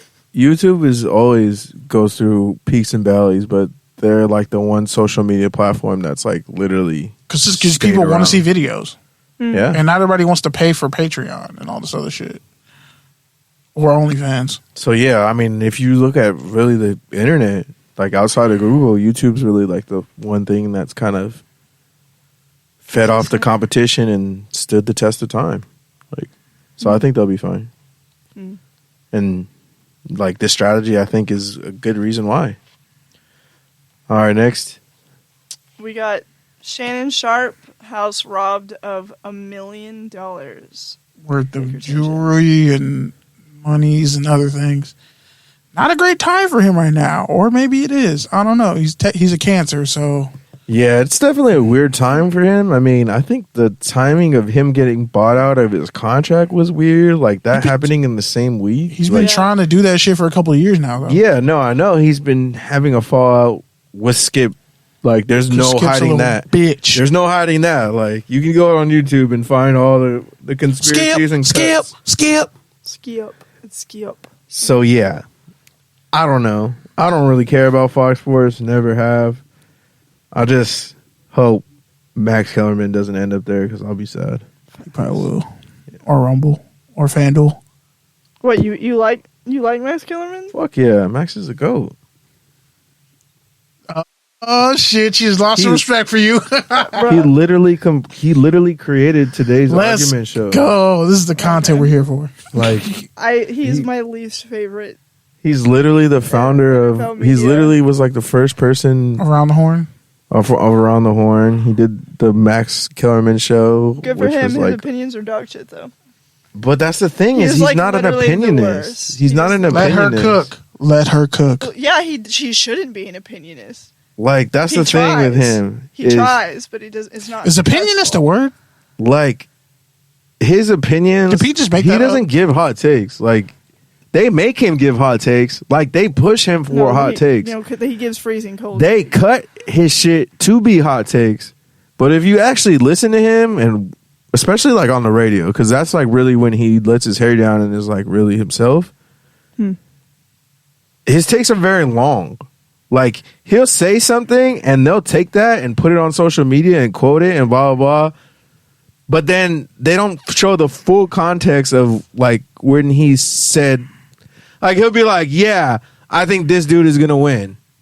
And that's what they run with on social media. But they don't share the part where he breaks down of, like, how both fighters could win. And that's just because that's not ESPN's format. That's not sports media's format. But, like, if you actually listen to Max Kellerman, like, especially when it comes to boxing, like, there's no better analyst. Yeah, his fighting stuff is fine, but he should stick to that. And with basketball and football, like, what I like about him is he doesn't get in the way. He doesn't make himself sound like the smartest person in the room like a Skip Bayless. He defers to the athletes and the people around him. And that's why people like working with him. It's just a damn shame that ESPN has kind of just like pigeonholed him. Not even pigeonholed him. They paid him a shit ton of money and like didn't really have a strategy other than like we have Max Kellerman. But like they bounced him around, giving him a show, canceled it, giving him a ESPN Plus show, canceled it, giving him a radio show. and giving him a TV show and taking it away. Like they just have ADHD with him. They don't know what the fuck to do with him. They've done that with a lot of people. But it's like they pay him a shit ton of money. So it's like, well, what do you want? They've done that to a lot of people. I want him off the air, bro. They did to Michael Smith. Why? He's good, bro. She has a vendetta, especially on radio. Like he's my fucking sick on radio. It's because of Tom Brady and his take that Tom Brady's falling off a cliff, huh? Take or that take? was like when 8 years ago. When he said that was like 2-3 years ago. I could pull up a YouTube compilation video. Damn, she got that was like Pat's. He's a New Yorker. No, what did you expect? He didn't say it once, and he didn't say it twice. He didn't say it 5 times. Yeah, she's right. Oh, I know that. Like, yeah, that's the whole thing. He was obsessed. It was pathetic, and it lasted over a decade. It was he was bro. He was saying it since before I even watched football. When I was in like middle school, he was saying that shit, and he said it until after he won the Super Bowl with the Bucks. Plus, I think Max got more bars than like half these fucking athletes. He used to be a rapper. With. Like he for sure got more bars than Jay and Key. He was like a decent 1,000%. He was a decent one-off '90s rapper. Yeah, definitely better than Marky Mark. But yeah, if him and Marcellus did the show thing again, that might make me come out of pocket. What are you talking? They kind of grew apart though. About Shannon Sharpe, you said that he's been like beefing with Skip for a while. I mean, Skip been hating. Was Skip it really hating. that serious? Yeah, no, Yeah. you can find the clips. Like, there's all sort of He wanted to fight that man. microaggressions and. But that's just how they're. That's just how. Nah, their show Skip is an goes. agitating piece of shit. No, he Jalen did. Rose had to smoke this man. No, that's what I'm saying. Skip is agitating just naturally. Like, and I feel But like that's the model. That's what they want Max and to it's be. based and off he's not disrespect. that. Yeah, it's based off disrespecting male athletes. right. So are we all positive that Shannon Sharpe actually had a problem with him as a person? I think so. Like, or was it just for the show? Because I feel like it was really just for the show. No, it's No, not. he I snapped feel like when that that's- Hall of Fame statement. He snapped on him, The Hall of Fame statement. and the Hamlin thing too. He wasn't really humane about Skip- what happened to Darwin Hamlin. Skip is what Oh, yeah, I what we remember call that. in our circle, A bitch. or at least was, a capital J journalist. Like, he's one of those people that like believes in the institution of journalism and believes that because He used to. he subscribes to that, like he's holier than thou. That parlayed into him covering Michael Jeffrey Jordan, which has parlayed And him Vanderbilt. into thinking he has the most pristine eye for greatness and etc. We got a couple dudes in LA like that. I'm not gonna name names though. And all the money and all that shit, all the attention he gets on social media, all that has just like further reinforced his own fucking ego. But I think being on a channel that nobody knows what the fuck channel it is on, Because it's on the worst possible channels. cycling through 71. co-hosts, like I don't know what other reality check Skip could get, but like I think the world is fed up, and with cable dying, like this whole hot Being take. protected. This whole hot take era of sports media, like I'm hopeful that it's finally coming to an end. And you can say guys like him honestly have killed sports journalism in a sense. They did. And Because that's what I'm saying. if you didn't, that's the if you didn't irony. be a fucking troll, no one would listen to you. And that's the Right. irony is like you came up a certain way, but you're not that way anymore. So Him and but he's Stephen A. still- kind of killed the but he's- business. Yeah, Stephen A. the same thing. It's Yeah, like fine. you carry Cold yourself pizza. with a certain, Think you're hot shit. gravitas or whatever. Like I'm proud of you for being able to pronounce that. Entertain- like, yeah, like but that's not what you are anymore. Like you're just an old head. You're an That- old, out of touch white that dude. walks into a room and people get upset. Like it's not respect. He pissed off his female co-host. It's not respect anymore. It's like just They tolerate being annoyed. you. Yeah, They tolerate exactly. him. They tolerate you because you got a I platform. mean, She snapped. This is actually out there. She snapped. She's like, I'm allowed to have an opinion too, Skip. I think with Steven and Skip, I mean, they're just both incredibly entertaining. Like they really both. See, are. they're I not never found them. entertaining for I us. never found them Yeah, they're entertaining. I'm never like, you guys are entertaining. bitches. You wouldn't fight these men in real life. Stephen A. admits he has Secret Service and shit around him. Like, bro, you wouldn't talk about Zebo like that. Bro, even when I was watching First Take every day, and when I was watching Cold It was Pizza a every time day, waster. It's in the background. it was that. But besides that, like those were my least two favorite people on the show. Nothing else was on. Like I liked fucking Woody Page. I liked the Love Woody cycling Page. athletes coming through. Like I liked Yeah, but like not like shit. I even like the, dumbass Jay Morotti. The majority of fans Wow. are casual. And he got fucking They cancel. cater to casual fans. Exactly. Yeah. Exactly. And that's what are the majority? Casuals. Yeah. So that's, I mean, It's still shit though. It's worse than reality television because they're getting paid way more money, and it's a shit product. Like I wouldn't want kids growing up watching that. I'm like, go listen to a podcast. Go listen to a player's perspective or people who've been around. Listen to Touchdowns and Tangents. But, you know, listen to people who, like, are actually around these people. Like, when we were in Vegas, we weren't snitching on players and shit. Like, we were having conversations like human beings. And when it was time, like, hey, they're going to go in this room. We're going to talk. Shit, I got, like, 37 people. Fucking Liam got a ton of people. We all got a shit ton of people. Like, and they all had, and he was talking about A.T. Perry. That dude will talk to you for 20 minutes straight, uninterrupted. His life story is amazing. I didn't get to interview him, but like people who do that kind of work aren't celebrated. It's people who get on TV and talk shit and have these bum ass opinions and create these false narratives. Like literally, most of like LeBron's legacy is tied to a narrative. It's not actually tied to what he fucking does. Kobe, his shit had to be tied to what he did, and then people just make him disappear when they talk about the GOATs. They just go Jordan and say, oh, Kobe's a Jordan clone, and it's like, not quite. It's like certain guys, narratives are created because it's going to drive ratings because it's controversial, rather than just good journalistic work, which is really sad and unfortunate. And that's why it'll be crazy when LeBron does finally enter that next chapter. Like with the platform that he's amassed, that's really bigger than pretty much any other professional athlete, at least You can go past what Kobe did. You can go past what Kobe was doing. Like, what is he really going to do with that platform and that voice and those resources and everything that he's worked for? Like, so we'll see, but yeah, it's crazy. anywho, you see this got some biased language, and I can tell Kenny wrote it. Jesus. It's factually correct. UCLA is getting sued by the Holiday Bowl for $3 million for ducking out last second due to COVID-19 concerns.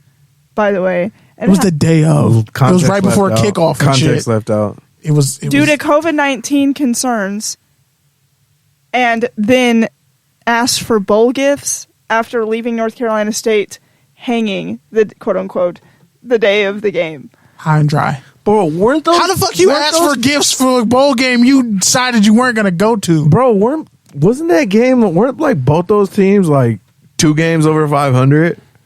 That doesn't matter. Yeah, it does. North Carolina State came all the way out here. They were ready to go. They had Brett. does. They brought all their equipment and shit, and UCLA's like, we're not. And gonna that play. was okay. So when they say 2021, does that mean the game was in 2021 or this? It was the 2021 I season. think It was still when games were being shortened and I canceled. think it was the 2020 season, but the 2021 bowl.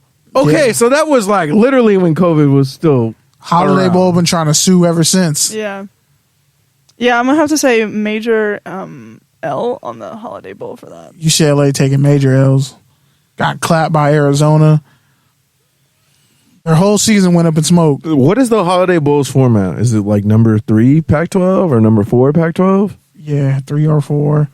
And then maybe an at-large JCC or some shit like that. So 'Cause North Carolina State was ranked. I think this is them Trying to get their money back.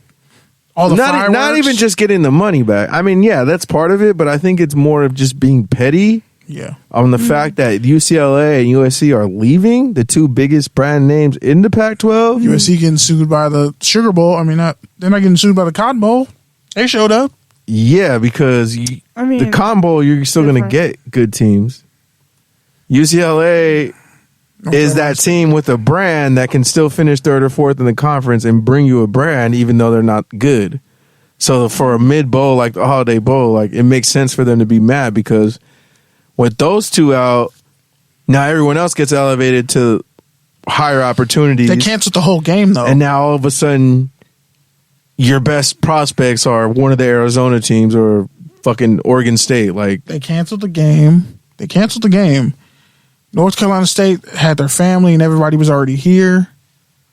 And then North Carolina tried their hardest to find a replacement, and they were like, "Nope, cancel this shit." Bro, but you're not even. You got to pay those costs. You're not going to make me feel bad.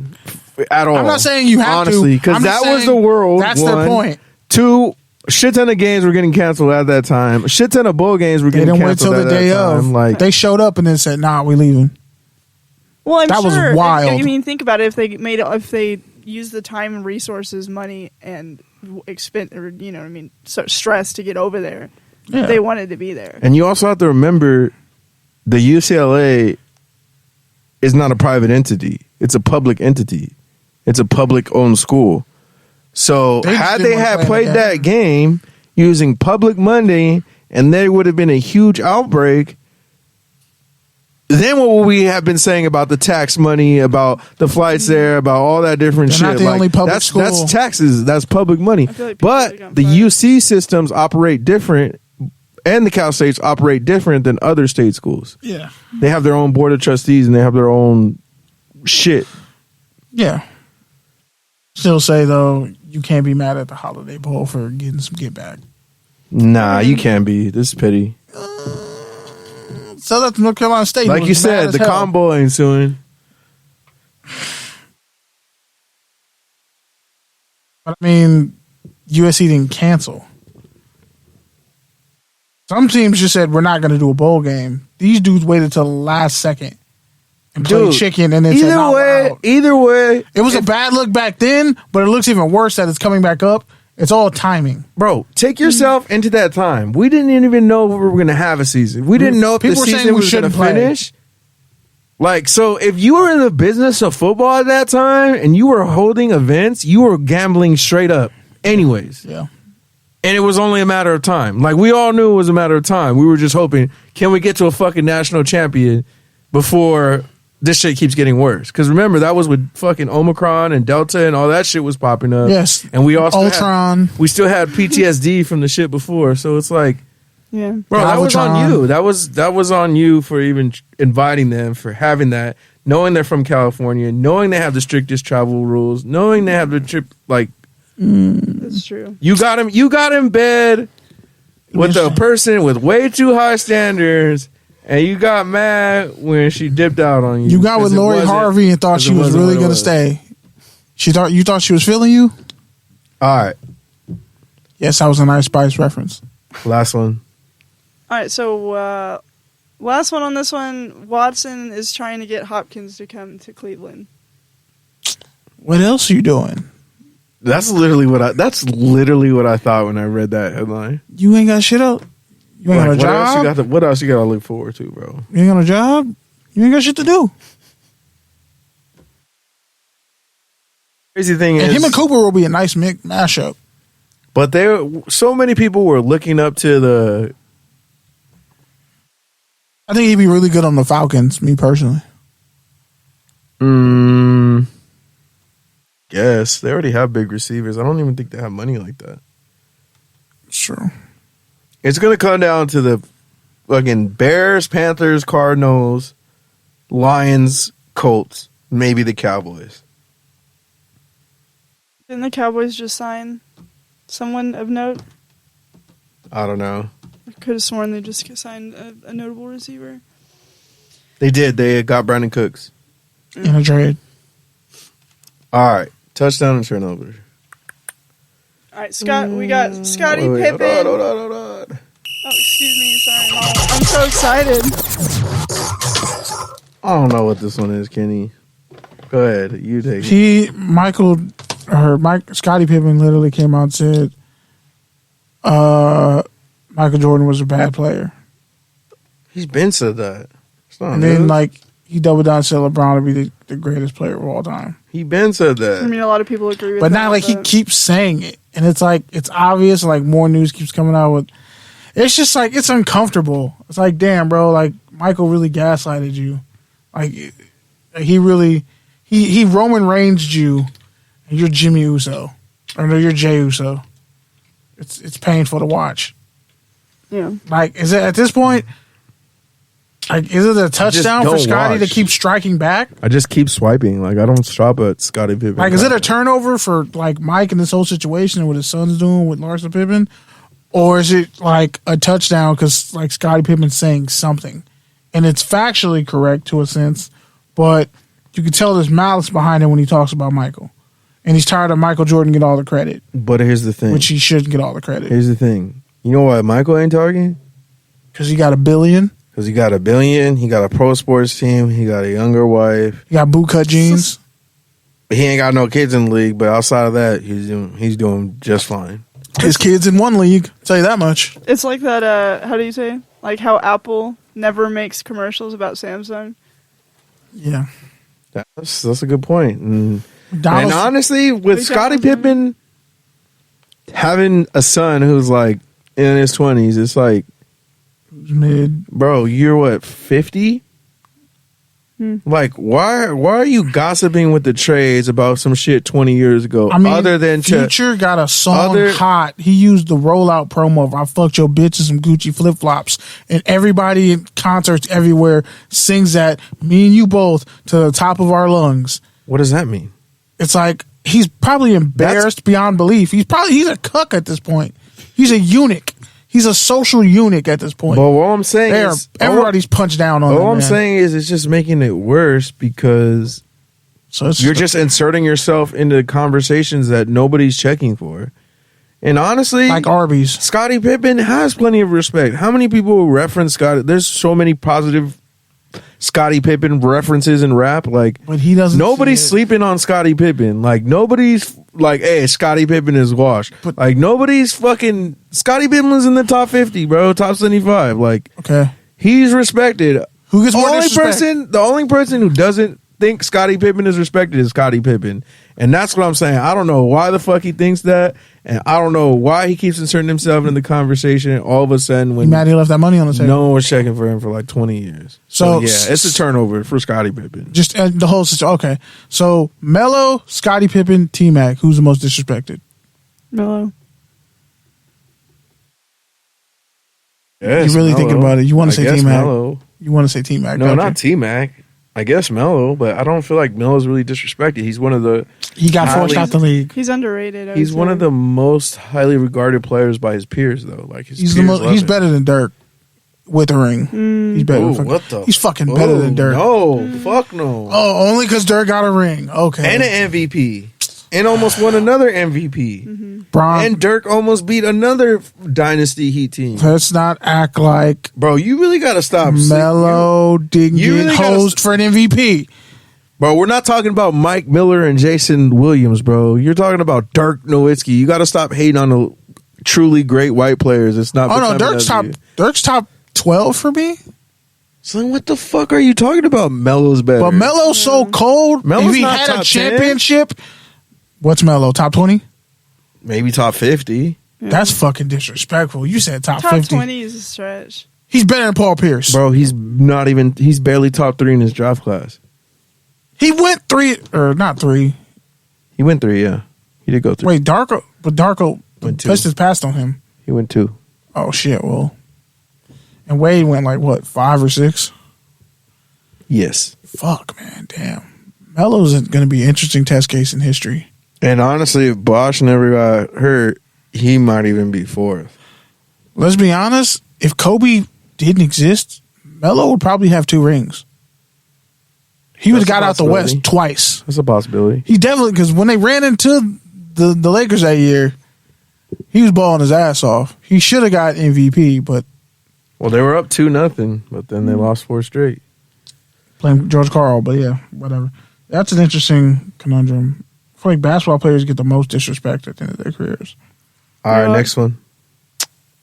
Travis Rudolph murder trial reveals horrific details. All right, so here are the details, right? Former Florida State wide receiver, won a national championship with Jameis Winston. Dude pretty much got cut from NFL team. He's a side dude. She is married to someone else. This bitch, and I'm saying this with no sympathy for her, went on the stand and admitted that she sent her 4 brothers over there because, like, he didn't want to be with her no more or whatever. He wanted to cut her off. She got mad. She went on the stand because she texted to her brothers. 4 of them went over there. 1 of them got killed by Rudolph. He's standing his ground, but they threw out his stand your ground defense, even though they came to his house and shot his shit up. She literally said, shoot his shit up. And the judge said, what did you mean by that? She said, I meant shoot. And then she like kind of mumbled and stuttered. She said, shoot everything but him. But you said shoot him up. You said shoot his shit up. And in hood vernacular, that means shoot him up. Like, shoot his shit up, not shoot his house up. Okay, so where's the touchdown or turnover in this? The fact that all when it first happened, he got all the scrutiny, like, oh, he murdered somebody and he's wrong. And now it comes out in the trial that she set him up to get murdered by sending the 4 brothers over there with weapons. They showed up with AKs and shit and was shooting his house up, and he got one of them back. So, yeah, I think this is a huge turnover because he had his life ruined. This woman who was married to somebody else, but cheating with him, and he wanted to break it off, tried to kill him, got her brother killed, and she's facing no charges.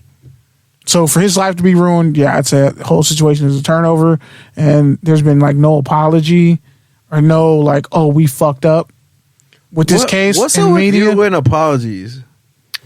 Was did the murder take place on his own property? They came to his house. Like in his house, he shot this person in his home. They ran up and shot into his house. They was like on his porch. Right, on his property though. Like he didn't chase after them. Nah. So they showed the video and they ran down on him. And I'm surprised he didn't get hit.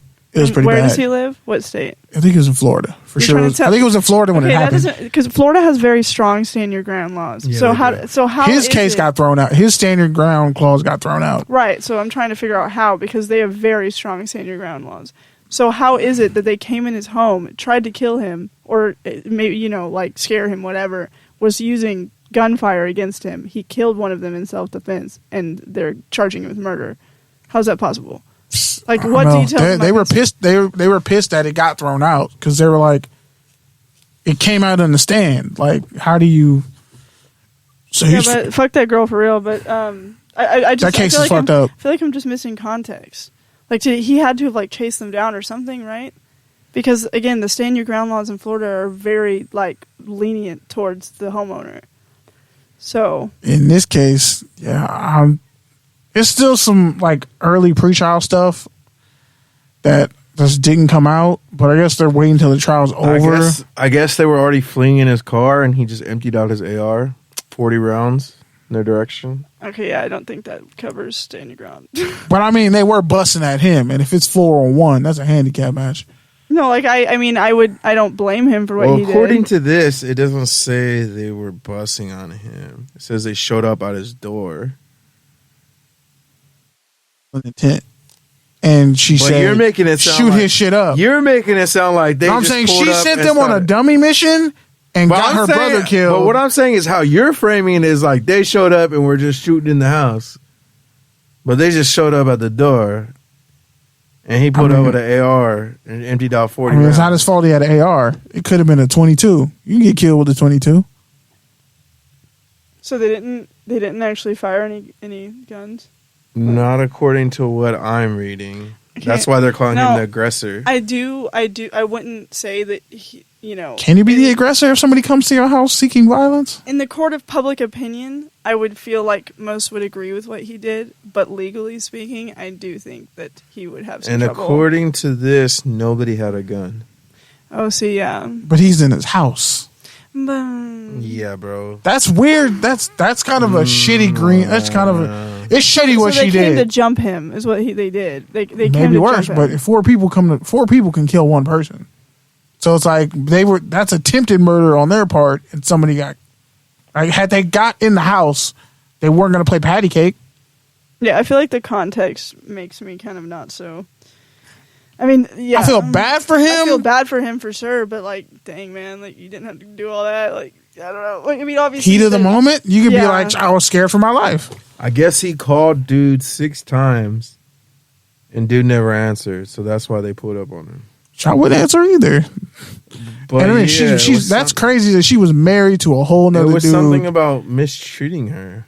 I don't know what that means. Oh, Pretty much, it was like he wanted to break shit off. mistreating her like how? Because I don't know, Kenny. The video, no, you gotta watch the with video. the way- Kenny, with how you frame things already, you gotta watch You've the had video. like 3 misses Okay, already. so now he's saying. 2. So now it's insinuating that he laid his hands on her. Okay, so now I don't feel bad for him at all. But I think she didn't say that on the stand. She actually was physically beating him up. Like, there's video of that. She was beating on him. Yeah. And you got to watch the video of her on the stand and what she said. And like, He said he brought his 3 friends so he didn't get beat up the way he allegedly hurt Jones's sister. So yeah, he did Bruh. put hands on. allegedly. Bruh, okay. Oh, this whole shit has to come out. The turnover was the lack of information that Kenny had on this. Jesus Christ. So he's Yeah, definitely. I'll give you that one. Yeah, I'll give you that one. definitely. I'm just saying, if you got your brother killed because you sent some dudes to Stop another getting your guy's news house, from podcasts. Unless didn't get it's it from a touchdowns and podcast. champions. I And didn't get it honestly, even if you're getting It was news like- from here, you might need a fact check. it was like some fucking CBS affiliate or some shit. I gotta find the article, but I was like, well, this is disturbing. all right, so never mind. I take it back. I don't feel bad for him. Anywho, Do you feel bad for the dude who got killed? Or nah? No, I don't feel bad for Rudolph. Oh yeah, that's off the table. But I'm like, if you, No, I feel bad for of course I feel bad for the guy that got killed. He got killed. I mean, like, you shouldn't have ran up to a dude's house for to a car. Like, I mean, you saw this play out in plenty of movies. I mean, his sister, right, was the girl who allegedly got beat on. Allegedly, but she said shoot his shit up. Like, that's a Right. So If you say that- some guy beats on your sister. She's gonna tell you to shoot his shit up. nah. And she might not actually mean physically shoot his shit up. But go you say intimidate that, him. and that sets things in motion. And it's like, But they didn't have a gun, Kenny. doesn't matter. The dude in the house doesn't fucking know that. They got in a fight. The You dude- said you saw the video. They got in a fight in the front yard. the girl was beating him And then they fled, and he came out with an AR and shot 40 rounds at them. Hey man, Yeah. I didn't say he was innocent. I just said it's You fucked kind of up. did. The way you framed No, it, you no. framed it like it was a Brian Burns situation. No, I definitely Yes, you didn't. did, bro. You did. You were asking for I an said apology. he killed took somebody. a lot of L's from media. You were saying all this shit. He lost his career. He lost his did. fortune. He did. Yeah, deservedly so, it sounds like. But if he Ew. didn't beat her and she was just mad and that comes out, and what if he beats the case? Like, I mean, what then? even prior to the beating her part, like, still. Anyway, you shouldn't shoot You shouldn't be somebody in coming these to your house. situations. You got to pick better friends. You got to have better people around you. People Ja to Morant- tell you no. Was Ja Morant Maybe get secretly out of the following? state of Florida when you go to college in Florida. I don't know. There's a lot of things that could have prevented the situation. Yeah, it's But it's not fair to just like cast the blame on mass media, typecasting another black man in a domestic Oh no, violence. it had nothing to do with race because everybody's black. I don't know. You kind of Everybody's black, so how I didn't even mention race once. Yeah, but you kind of were framing it like it was a Brian. No, it's situation. more like, hey, when we hear new information, we don't go back and be like, you know what? Yeah, because the damage is already done. And that's my point. And that's what you fucking talk about all the time with the sundial shit. I didn't even Okay, mention why are you bringing up the sundial? That's why you Because- bringing up old shit. Because you talk about it. You've talked about it. It's like, I talked about the sundial. like, forever. cool, I get a fucking apology. What the fuck does that do? Nothing. Doesn't change all Yeah, the nothing impact did. it had on my life. It doesn't change all the shit I went through. Bro, I'm so Other than confused. having a fucking apology. Like, It was- okay, cool. Well, first off, in that case, it was a useless, disingenuous apology that everybody in the room knew was But I'm disingenuous. just saying, even after this. that, even after that. But that's what I'm saying. I don't know why you always talk about apologies like they do anything. Hey, man, sometimes people just want shit on public record. Doesn't do anything. It doesn't matter. When the fuck has somebody ever apologized to you and you felt better? Go ahead, I'll wait. I'm supposed to feel better after apology? Exactly. When have you ever said I'm sorry to someone and they immediately felt better? I don't even like when people tell me I'm sorry.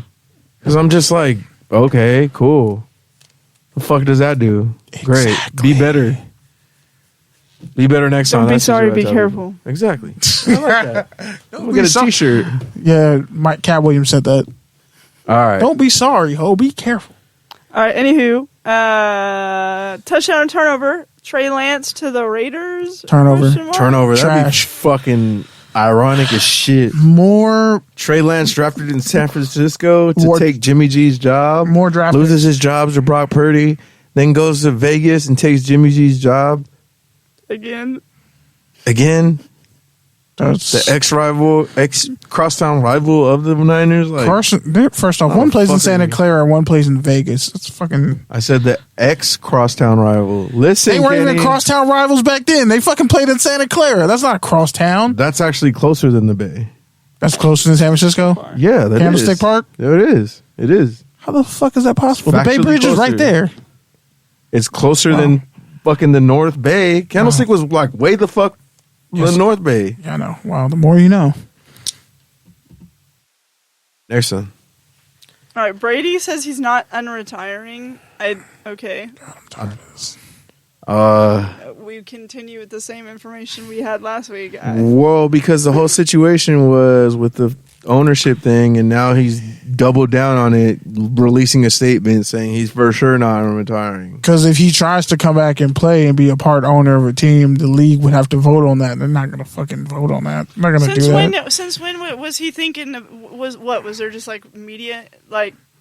And his media contract is still on the table, or is it?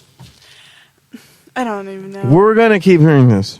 Can you be a part owner of a team and then be a broadcaster? I mean, active broadcaster, Peyton Manning.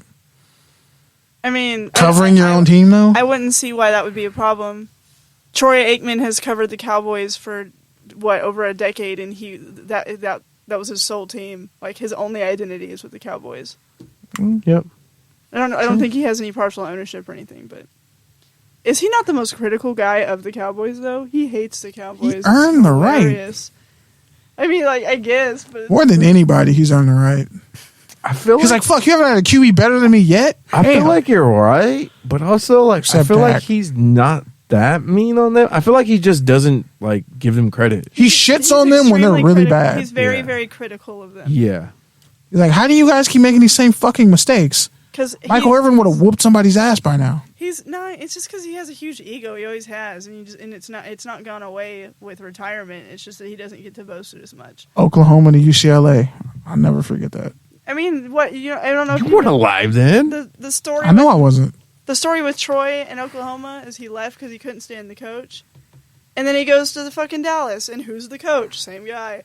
Like, was it Barry Switzer or Jimmy Johnson? Barry Switzer. He left Oklahoma because Barry Switzer he wouldn't take his Aikman shit, and Aikman wanted to be like the star of the show or whatever, and Barry Switzer, that's not Barry Switzer's ideology, and then he leaves because he was butthurt, and then he goes to Dallas, and Barry Switzer is his coach again. Barry's like, hi bitch, you remember me? But it worked because they won some Super Bowls. So, all right, even though that was Jimmy Johnson's team, we could just skip this last one. We already talked about it. Yeah. Fair or fade? Pac-12 falling apart. Arizona's considering leaving. Colorado's having conversations with the Big 12. That's a fade. Please no. Are they from the Big 12, Colorado? They came from the Big 12, yes, and they were a doorstop for years. Yeah, that's what I thought. Couldn't even beat Nebraska. That's what I thought. And then now they're in the Pac-12. Nebraska used to be good when they were in the Big 12. There was like a cool 6 years where they were dog shit. Like after Will Compton and them left. They were good, though, for the most part, in the Big 12. For a while, but there were too many teams in front of them. If they were the Big 10, they probably would have been better. But like they weren't getting past Texas. What? Even though they got fucking screwed and in Dominican Sue, they got that Nebraska team got screwed in that Big 12 title game. Biggest cheat job Big 12 history. What are you talking about? If you're those mid-ass teams, though, like, why would you want to leave if the Pac-12 is still going to be considered a Power 5 and get the benefits of a Power 5 with Colorado's, two of the biggest whales leaving? Like, that leaves a huge opening. Why wouldn't you want that? Because Colorado is ass in football And we don't know what this Deion Sanders-led team is going to do, even though they got a bunch of 4- and 5-star talent, which is cute. But how many teams with 4- and 5-star talent underwhelming or garbage for a while? USC. No offense. Texas A&M. So, see, that's where college football kind of loses me. Colorado's gambling on themselves and playing both ends of the fence. Because you can't say like, oh, it's about the integrity of the game and making young men and building a program, etc. So then, why won't you just stay in a better conference and build something? No, you're going to try and go to the lesser conference so you can go 12-0, get a better bowl game, get some better TV rights, and lose in the playoff every year and get your dog shit stamped onto you because nobody's scared of you and everyone knows you're just beating up on fucking Baylor and TCU every year. Or more like a Sun Belt team. A direct call out to Oklahoma. Like that felt. She felt personally offended by that statement. Like, is there anything you want to say to her, Pete? All I know is Colorado's playing both ends of the fence, and they could get burned if they end up being 5-7. At least when Oklahoma did it, though, they had Texas in there, so something. Yeah, they were kind of brothers in arms. They were like Goku and Vegeta, in a sense, Texas and Oklahoma. And Dragon Ball. GT. Beating up on people. The non-canon one. Nah, that one's weird. All right. Stores Pac-12 Media Day never having big man shoe sizes. Yo, I went to fucking the store. I was in fucking Champs Day, bro. I saw some. What size shoe do you wear? A 13, sometimes a 14. I can always find a 13, bro. I can never fucking find a 13 in the exact shoe I want. And then when I went online, they're like, yeah, this shoe doesn't even exist in a size 13. Yeah. Or 14. I was like, well, fuck me then. Like, why do you have all these shoes in here and you never have a 13? I never get a 13. Try finding a 12.5. That doesn't fucking exist either. Why do you think I had to get a 13? Yeah, me too. And then when I don't have a 13, I got to get a 14. Yeah. That's why I had those big ass Crocs, those gray ones, because they didn't have a 12.5 and they didn't have a 13.5. So if I can't get the 13 because it's too snug, I got to get the 14 so it's loose but it's still tight. And I'm like, fuck, bro, this is ridiculous. And the shoes are like $20, and I was like, damn, this is actually kind of a steal. I work out in these. And then there were like some champions. They looked like Balenciagas, but they were all red and black. Yeah, I've seen those. All the Chunty people wear those. They were kind of not bad. I was like, all right, fuck it, I'll wear those. And then I had to get the all black ones with their little red and white trim. Bro, just fucking buy the Balenciagas only $300, bro. Just I'm not paying $300 for shoes. You pay that for strippers, bro. I would at least I get a fucking happy ending. I'm not. What the fuck am I gonna buy $300 for shoes for? Like I'd rather get a new phone. $50. I'd rather get a new phone. $50 more than whatever new LeBrons or Jordans are coming out. Like, this is not that expensive, bro. It's the principle. It's like if I had $1 billion, would I go buy a fucking yacht and then never use it? No, I wouldn't. I'll buy a building, put some shit in it. I don't know. Maybe a ghost kitchen or two. At least get some use out of it. I'm missing where the champion fucking knockoff Balenciagos are in this. They were $20. They were on sale for $20, and I just needed some new workout shoes. And I was like, all right, cool. And then it went from, oh wait, you don't have us in a 13? Oh yeah, it doesn't even exist in a. Actually, no, they didn't have it in a. Okay, 12. So let me put it to you like this way: with your feet injuries, you already having the wrong size. I have wide feet. You being heavy, and now you having diabetes, and you're now having diabetes. You're gonna put $20 in some workout investing into those workout shoes. You need to invest more money into your feet, bro. Bro, you need to try Skechers. Them cloud foam. Yes, I will get some Hoskas, bro. Skechers. Get those fucking Hoskas or whatever. Those are expensive as shit. Those are $300 too. I don't even know what Hoskas are. I don't even know what you'd have to show me. You know what they are, bro. You've seen them. The ones that fucking moms wear. All I know is I'm gonna go to that store that JD went to. Asics are expensive, bro. The foot shaping store in Santa Monica. Those are expensive, bro. The inserts are $100, so be ready for that. I mean, I pay $100 for an insert because I'm gonna use it all the time. Why don't you just get a nice pair of shoes? That's what I'm saying. I do, but I'm not paying $300 for shoes. You should don't put $20 on your shoes. On your the most I paid for shoes is like $180. Okay, that's fair. That's fair. And that was after tax. And I got insoles with it too. That's fair. But like, get some fucking NMDs, bro. I have big feet, bro. Like this shit is annoying when nobody has my size and they got to order it. Because you're shopping extra. Because you're shopping off the fucking clearance rack, like, bro. No, I'm talking about like your top of the options line are gonna shoes. be eliminated. No, top of the line shoes are like 129, 130. Like I'll buy that, but then like, oh yeah, we don't have it in your size, and it's like, I hate you, little feet motherfuckers. You have all the access to shoes. I mean, I don't know. I got pretty big feet for a girl, so. Yeah, my sister does too. She wears like a fucking size 10 in men's or 12. So, with 10 in men's, damn. Yeah, my sister's like that's 5'11". That's some big ass feet. That's like 11 and a half in women's. Yeah, I told her we could play guard if we were playing offensive line together. I put her at tackle. All right. Josh Allen was seen this week playing some corner. Fair or fade, the star quarterback getting cooked in one-on-ones. I mean, he wasn't really trying. I think he was. That's what he said. It looked like he was trying, but it's also like, damn, if your receivers, if you can't beat your 6'5" quarterback off the line, he not throwing to you. You try. That's actually a litmus test. And that was throwing the ball. They were throwing some nice spirals. Backup QBs, I guess. Probably backup QB. Hopefully, imagine it's like the running back throwing it.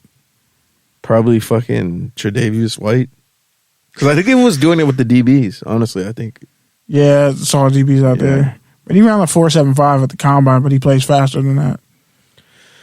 All right, rants. Let's make them quick since we're already up on time. And man, it's been a crazy day. Close at any minute. Shout out to Liam and Mike.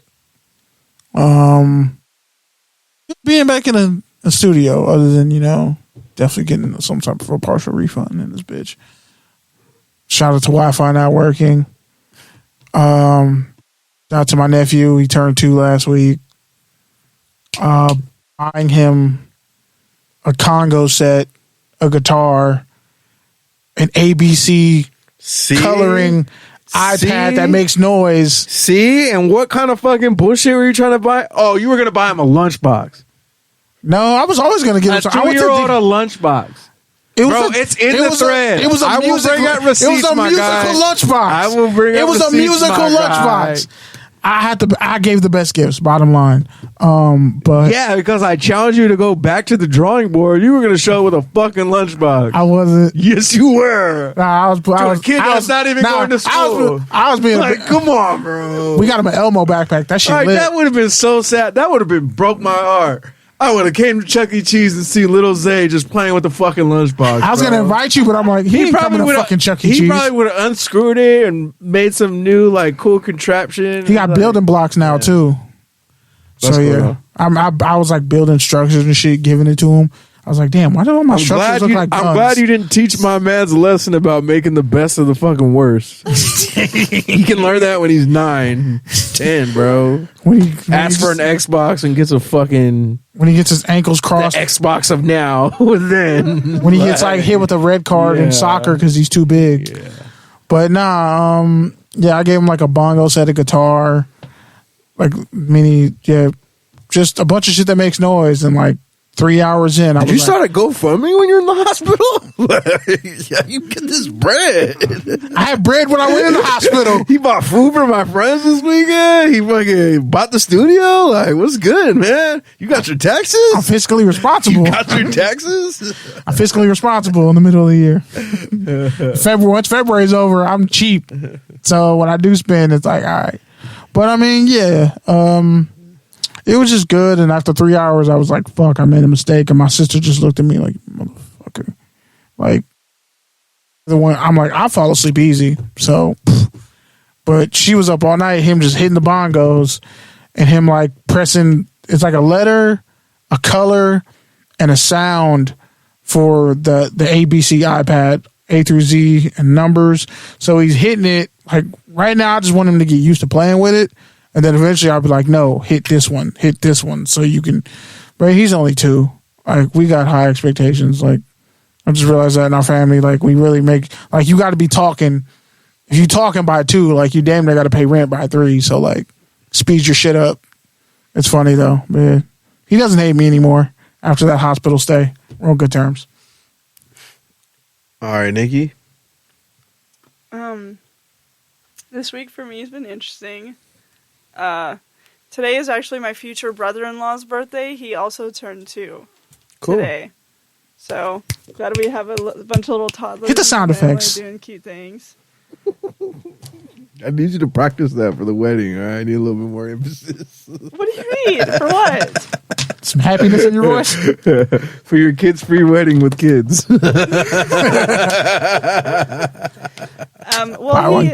He's over there celebrating with, I don't know who, his British family, I guess.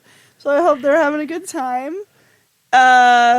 I went to Arkansas this week. It sucked. I hate that state with a burning passion. Like, if you're from there, I'm sorry. But, Sorry, Jerry Jones and Bill Clinton. Yeah, for real. But they both claimed, I feel like, Bill Clinton kind of claimed New York now. And Jerry Jones is like pretty Dallas, much yeah. Dallas. So, yeah, I don't blame either of them. That it is literally the worst state in the union. I've been to almost every single state in the union. I would say Kentucky competes, but I would rather live in Kentucky. Unironically, because they have like actual cities there that like people live in, you know, like Louisville. Anyway, I mean, what's Little Rock? yeah, but it's just not the same. Just a little rock. I think it's top 40. But That was one of my first markets I ever bought. Sorry, go ahead. no, you're good. Yeah, my pops had like heart surgery or something, or something. He had a triple bypass. Because he doesn't know how to take care of himself and has been smoking 4 packs a day since he was 16. And the first thing I did, when I called him and he told me, or excuse me, my grandfather told me, he was, "Hey Nikki, how are you?" I said, "Good. What's up?" Because he never calls me. And he said, "Your dad's in the hospital and he's having emergency triple bypass surgery tonight or early in the morning." Sheesh. And my jaw hit the floor. I was like, "Are you for real?" And I come to find out he'd been in the hospital for almost 2 days, Sheesh. and no one decided to let me know. Damn, he could have died. And yeah, you're telling me he could have died, and they just wanted to let me know right before the surgery started instead of 2 days before, and I had to buy a super last minute flight and pay a ton of money for it when I could have maybe gotten something not so ridiculously expensive. But whatever. Thanks. Very on par for my family. And I talked to my dad about it once he was kind of like not so zoned out, and I didn't want to like put a bunch of stress on him in the moment when he was doing all the surgery and stuff. So I was holding my tongue for the most part. But afterwards, and when he was kind of healing up and stuff, I said, "So yeah, like this is because of the smoking. You realize that?" And the first thing he said was, "This ain't have nothing to do with smoking. But the heart and lungs are 2 different things, Nikki." Oh, God. And then I opened. Don't be ignorant. And it is entirely due to the smoking, actually. He has his diet isn't great, and he drinks and everything else, and he doesn't really exercise. But I'm pretty sure, you know, eating processed meats and bacon isn't as bad as smoking 4 packs a day. So I'm gonna have to give the smoking to that one. But he's hopefully gonna quit, because if he doesn't, he's gonna croak. I had told him that I didn't tell him, but I looked it up, and the 15-year survivability rate for someone who gets a triple bypass in his age bracket is less than 20%. Sheesh. And goes way down if you smoke. And he has a 7-year-old daughter, because he is just, you know, he has 15,000 kids, so it doesn't surprise me he has a 7-year-old. But the man is 58 and he's turning 59 in a couple of weeks. He's not even that old. I know, but like having a child at 51 is kind of crazy. It's kind of old. Yeah. I mean, he's going to be, what is it? But Al Pacino with like a word? But I mean, just 83? But I mean, even just to have a triple bypass at 58, like that's kind of young. It's crazy. Yeah, again, the 4 packs a day since 16 is kind of a lot. Or excuse me, 19. Yeah. He told me, he corrected me the other day and said, "No, 19. I said, "Oh, excuse me." But but with your buddies, it's 14. Okay, got it. And I told him that he doesn't need to do it for me, or for my brother, or for himself or for his wife or for his dad or for Jesus or Obama or anyone. He needs to do it You would throw Obama in there. He needs to do it for his 7-year-old daughter because it's already unlikely she graduates high school with a father. And it's even less likely if you keep smoking. So, that was my week with him. And hopefully he can be smart and lay off the cigs. And my life will be much better. So, fingers crossed, but I'm really happy that the surgery was successful. He's getting back to his old annoying shenanigans, which means that he's getting back to himself. So, thank God that was the case because holy crap, I didn't know if I could last another few days out there. Wow. All right, well, my week hasn't been too eventful. Short weeks are always like a whirlwind of work for me, so that's really kind of just been my focus this week. I'm excited to hopefully have summer Fridays and get some more time back on Friday afternoons. So that's what I'm looking forward to. Next week, will just be a big LA Tech week series of events throughout the whole week. So I'll be out all on your side of town, Nikki, networking with all the tech bros and all that. So that should be interesting. Hopefully I can get some new clients out of it. Because your boy could use a fucking bonus for sure. And yeah, man, shout out to the medical field, man. Like, I get it. Y'all jobs are hard. You're understaffed. It's overwhelming. Deal with a lot of stress. But guess what? Some of those people that are sick and hurt, they're also going through the same thing. So sometimes you just got to remove yourself from whatever the fuck you got going on and think about the other person you're dealing with across the way, because some of y'all be the reason why people don't want to go to the doctors and don't want to get their shit checked because you don't know how to give good customer service or be a decent human being. Anyways, I'll leave it at that. Touchdowns and Tangents, TDs_tangents on Twitter and Instagram, touchdownsandtangents.com. Shout out to your favorite podcast, everyone who fucks with us. Way over time, but it was a great show. Thank you, everyone. See you next week. Peace. Peace. Peace.